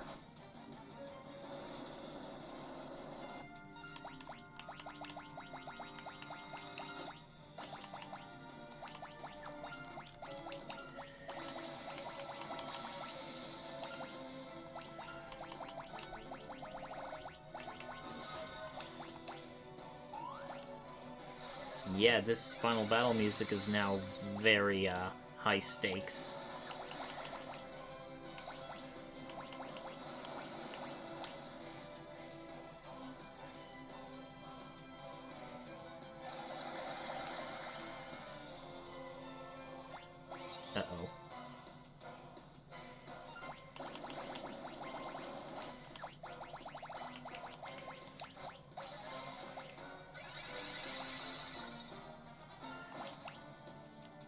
gotta keep everyone well healed. Ah! If we steal, there is one thing we can steal in this game that isn't gone anywhere else. It is dark matter. It is purely cosmetic, and I think a dummied item they forgot what to do with in the original, but in remakes of this game, they decided to make it be something you have to use in order to get an optional final boss and more dungeon.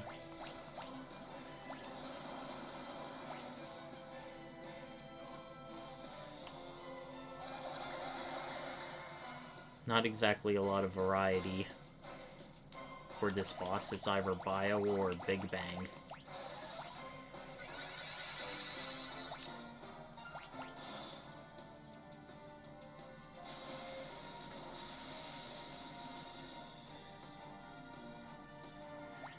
Oh no.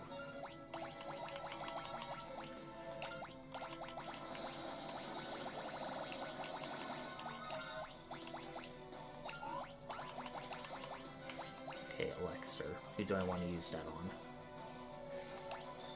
I want to use it on our white mage, of course.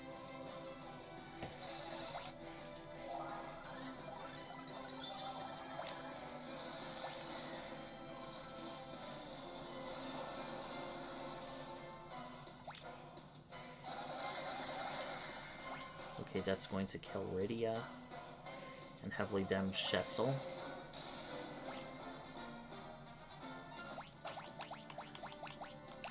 Okay, we're in red alert phase now.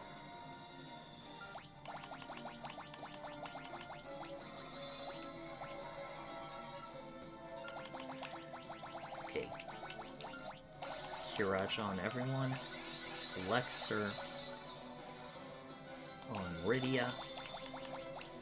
Elixir on Cecil.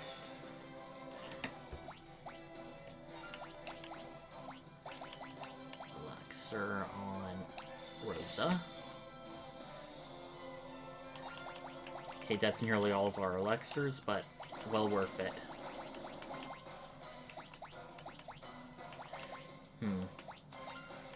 I think I can afford to waste a haste since it's not really doing anything.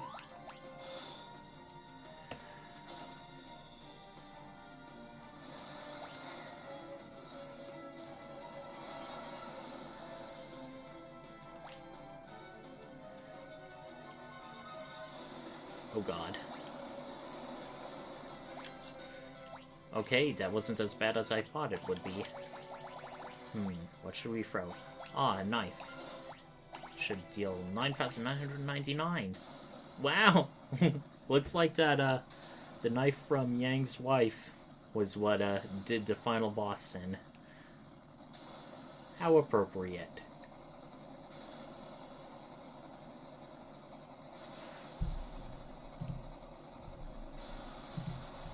One moment, checking some stuff.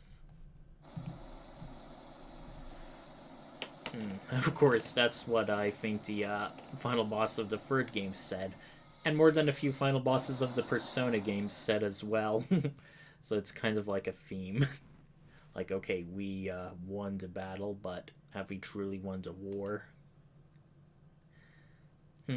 I mean, you've been journeying with us, but then again, we did gain up quite a few levels.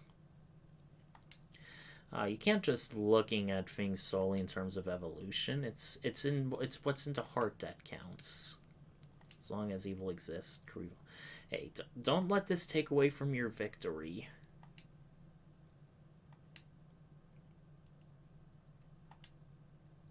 Getting all philosophical on us now.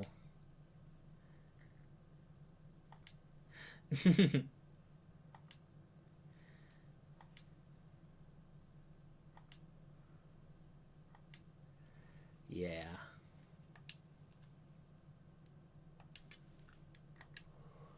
But where will Golbez return to?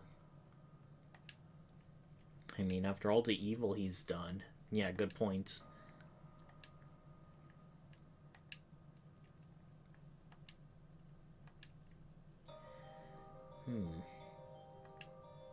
I mean, yeah. That's one thing to ask for.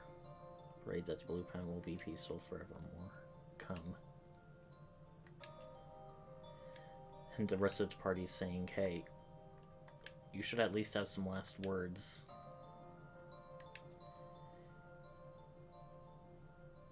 Cecil. And he does. Aw. Wow. The main villain of the game we're best friends with. We're besties. Ah.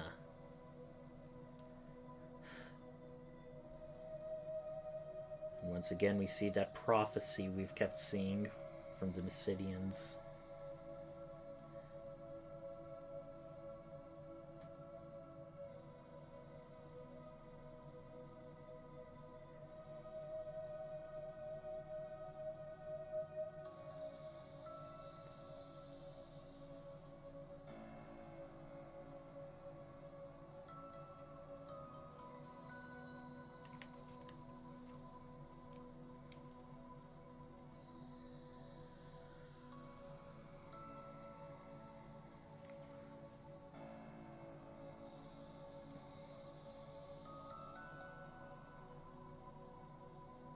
New additions to the prophecy.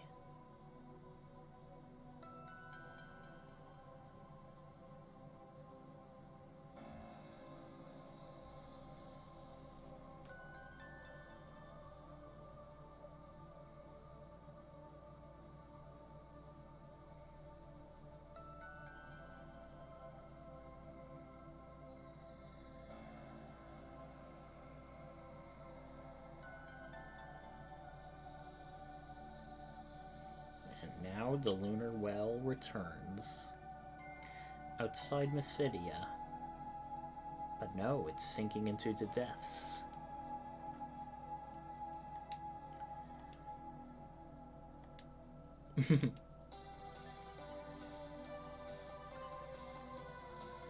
I do like how, with the exception of Tella, all of the party members who supposedly died were survived.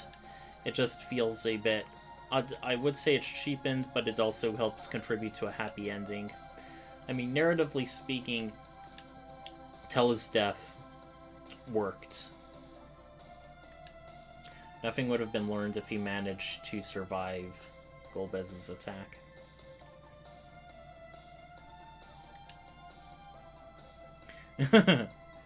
Well, Tella sort of had his judgments clouded, and his magic points were low, so...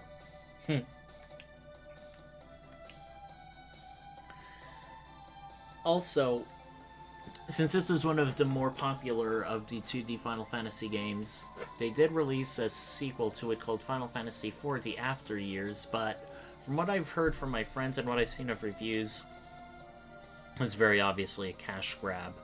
Not really any love or heart put into it. Looks like the Kingdom of Evelyn is being restored. Pelham and Porom and Edge. Looks like we're starting out with the least mature party members first.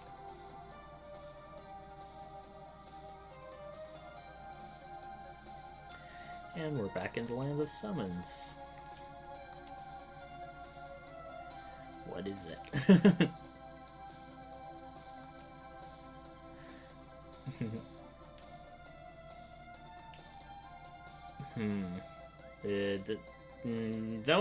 Don't say that, Leviathan.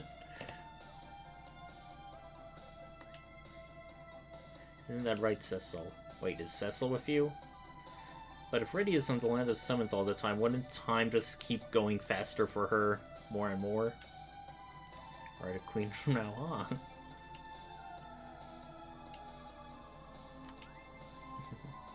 And yet, even though he's the king, the prior king still has the crown on his head. Guess they ran out of the art budget.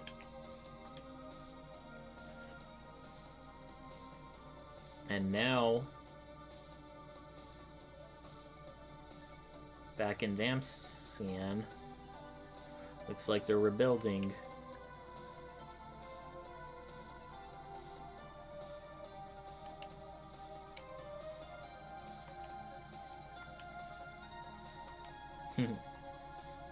Everyone's pitching in, even with child labor.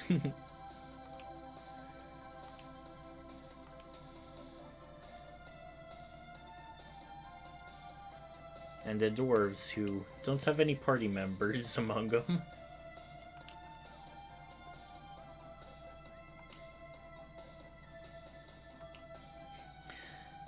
Famous last words. No worries for more. War. Ah, good thing to see Baron isn't leaderless. Guess the people of this world aren't yet ready for anarchism.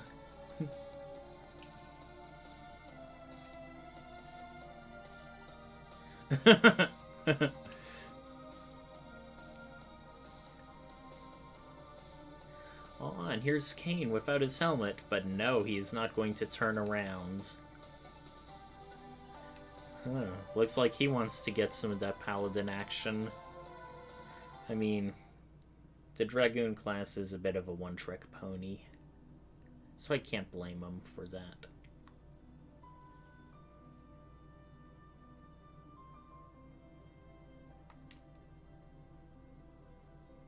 Oh. What do you see?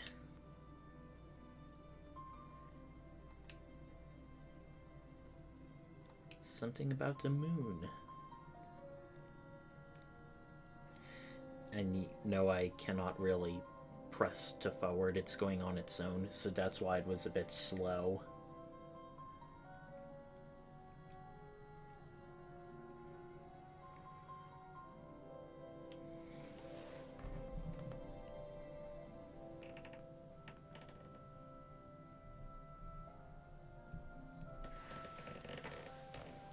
Holy! The moon is, detaching from Earth's orbit to sail to places unknown in the cosmos.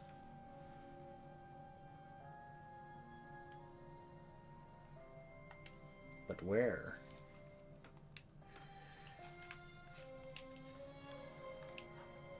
Thought you heard his brother's voice. Really? Aww. Yeah, the text is advancing on its own. Big day, and there's also flowers in the room. Very colorful flowers. Well,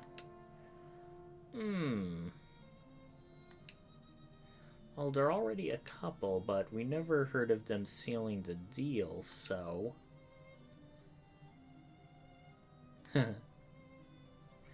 Very informal, Royal Kurt.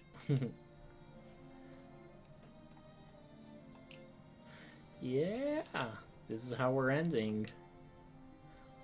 With Cecil and Rosa getting married.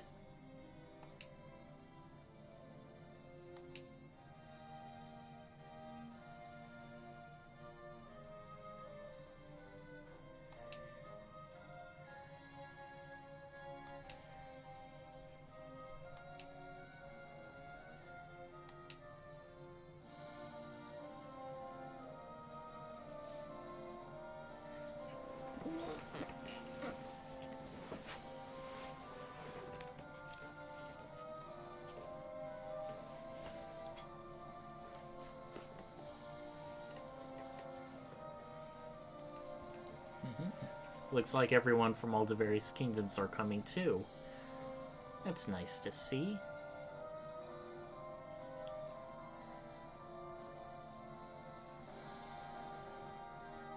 Yang, baby.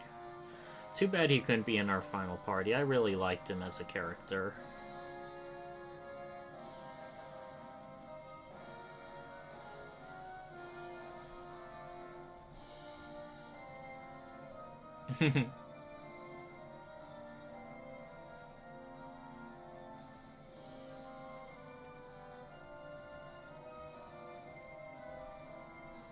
There's the Elder of Mysidia.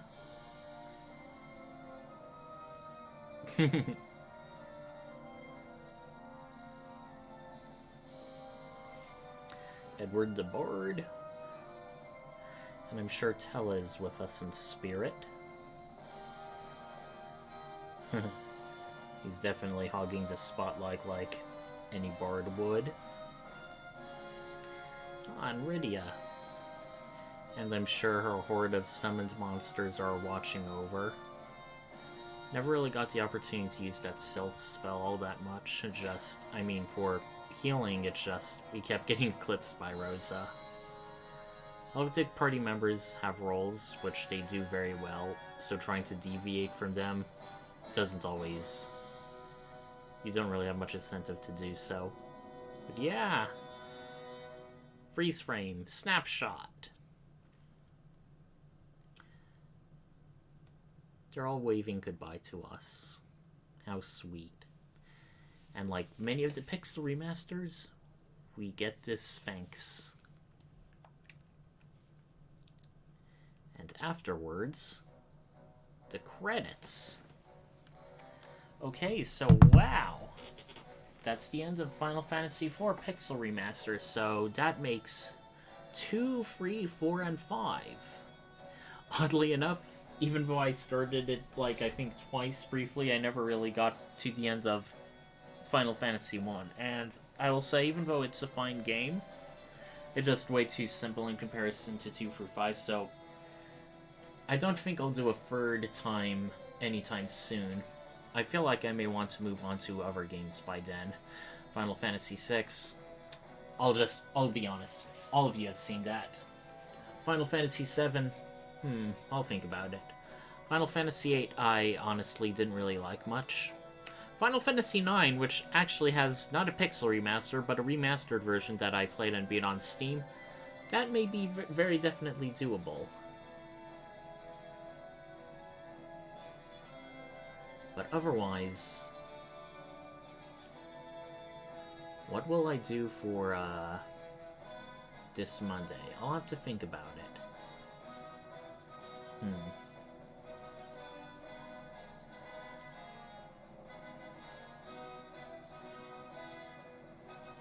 I mean, I've been doing RPGs and also specifically Final Fantasy for this streaming so often, I sort of feel like it may be good to try something else in the meantime, just to mix things up. However, it's going to be hard to think, because when I do these, I want games I'm already familiar with, because I don't want to end up just uselessly dicking around for 30 minutes while everyone watches going, "No, you idiot, it's over there." Pardon me. But yeah. Now, the only things that could really be left to get are the free optional summon drops. And those are the Cockatrice, the Mind Flayer, and the Bomb. From what I've read, although in some of the updates they increased the drop rates of certain rare items, it still can take a long time. Like, the original guide for the summon farming said they took anywhere from 30 to 50 hours, and it's 30 to 35 hours, and we beat this game in around 12 hours on the game time, and it's that's 3 to 4 times as much just of grinding battles. I don't think you folks would want to watch that. And there's already clips online on YouTube of what the summons look like overall. For the optional summons, Goblin's pretty weak. I forget what Cockatrice does. I think it has a chance to petrify enemies. Mind Flayer can stun enemies, and Bomb is I think it either self-destructs you for great damage, or it does, I think, a bunch of damage to a single or multiple enemy. But nothing that you can get that would be super better than Bahamut or Leviathan. It's really just, those summons are really just there for bragging rights. But yeah, so far, of the Pixel remasters that I've played, the only one that was starting to get struggle or a chore near the end was Final Fantasy II. The other ones were pretty much more or less fun almost throughout. Final Fantasy V was a bit on the longish side, and there were some parts of the game I felt could have been shortened, or I don't know what the right word is, packed more, rather than being elongated. Shortened.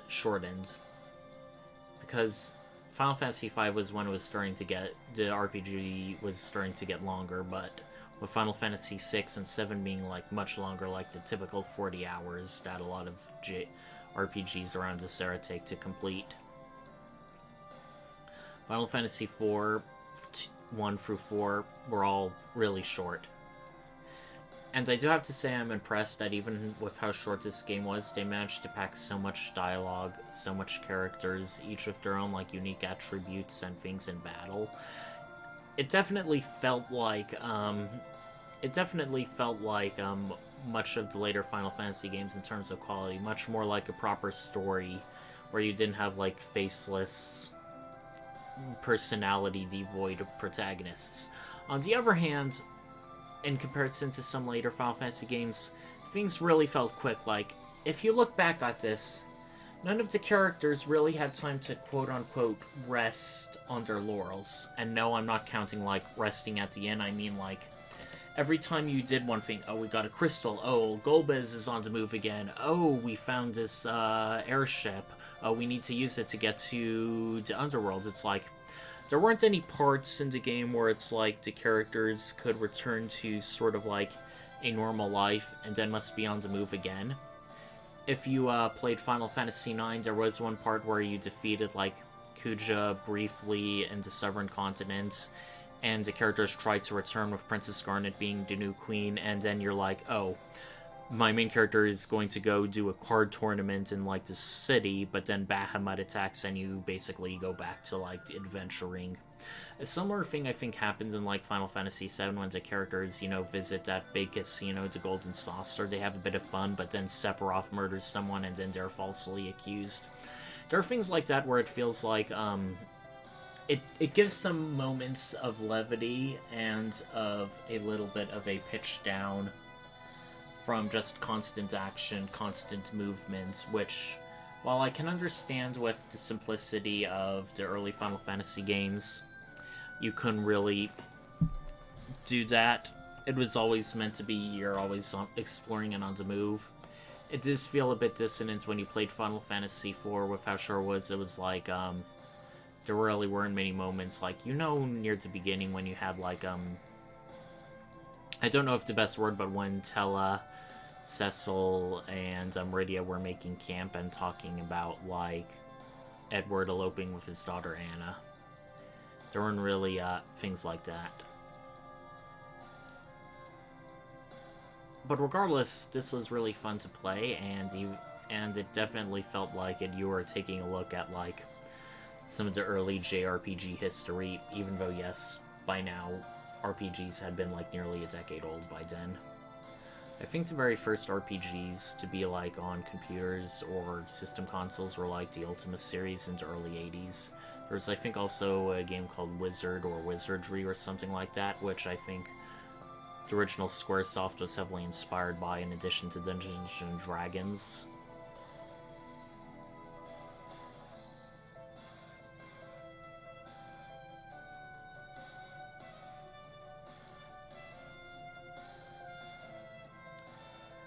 What else to talk about? What else? I feel like after doing this, I am sort of wondering whether, you know, maybe not to stream, but just to play through the 3D version would be good or not. I mean, I did play that once, but I got through to it, but never beaten it. Then I decided to try and play it again by streaming, but for some reason the audio didn't get through on one episode, so I'm like, I guess I stuck with what I was familiar with. I don't really think there's really anything different than the plot other than full voice acting, and sometimes characters have, like, whenever you pause, they have their own thought bubbles, giving their estimations on the situation. There was some extra content, but I don't know if it's enough to justify a second playthrough.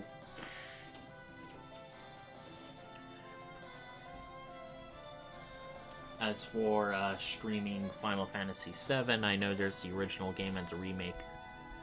I'm still playing the remake, and I definitely like it. However, I think it's a more advanced game. There's also more full voice acting, so there's also the debate of how much do I want to talk over cutscenes for people with my own input versus just letting it play out as it normally is. I know there's a lot of Let's Players and streamers who do that, and there are some people who, like, decide to be silent during the cutscenes and only start talking once they're out of it. Everyone has their own touch. I don't know what my style will be.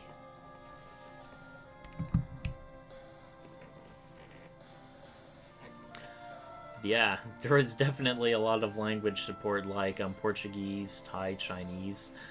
I do have to wonder if the original SNES, how many languages it had or was translated into, but now with the wonders of the modern world and computing, you can do all sorts of languages for it. I have to wonder what the video gaming scene is like in Brazil and Thailand.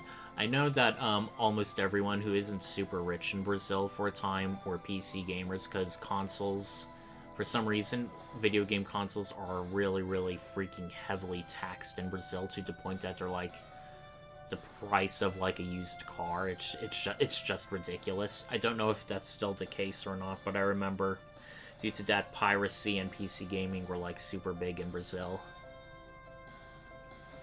And now, here's the end. And of course we're going to save our game. But to what and who, I presume? Well, since we already played through this game twice, who we choose to save over doesn't really matter as much. Well, everyone, we're just over a bit 2 hours, and I think that's a good time to stop. I hope you all had fun watching. By Monday, we'll see what game I decide to play next, even if it's just a brief thing. Until next time, everybody, Quasar Night out.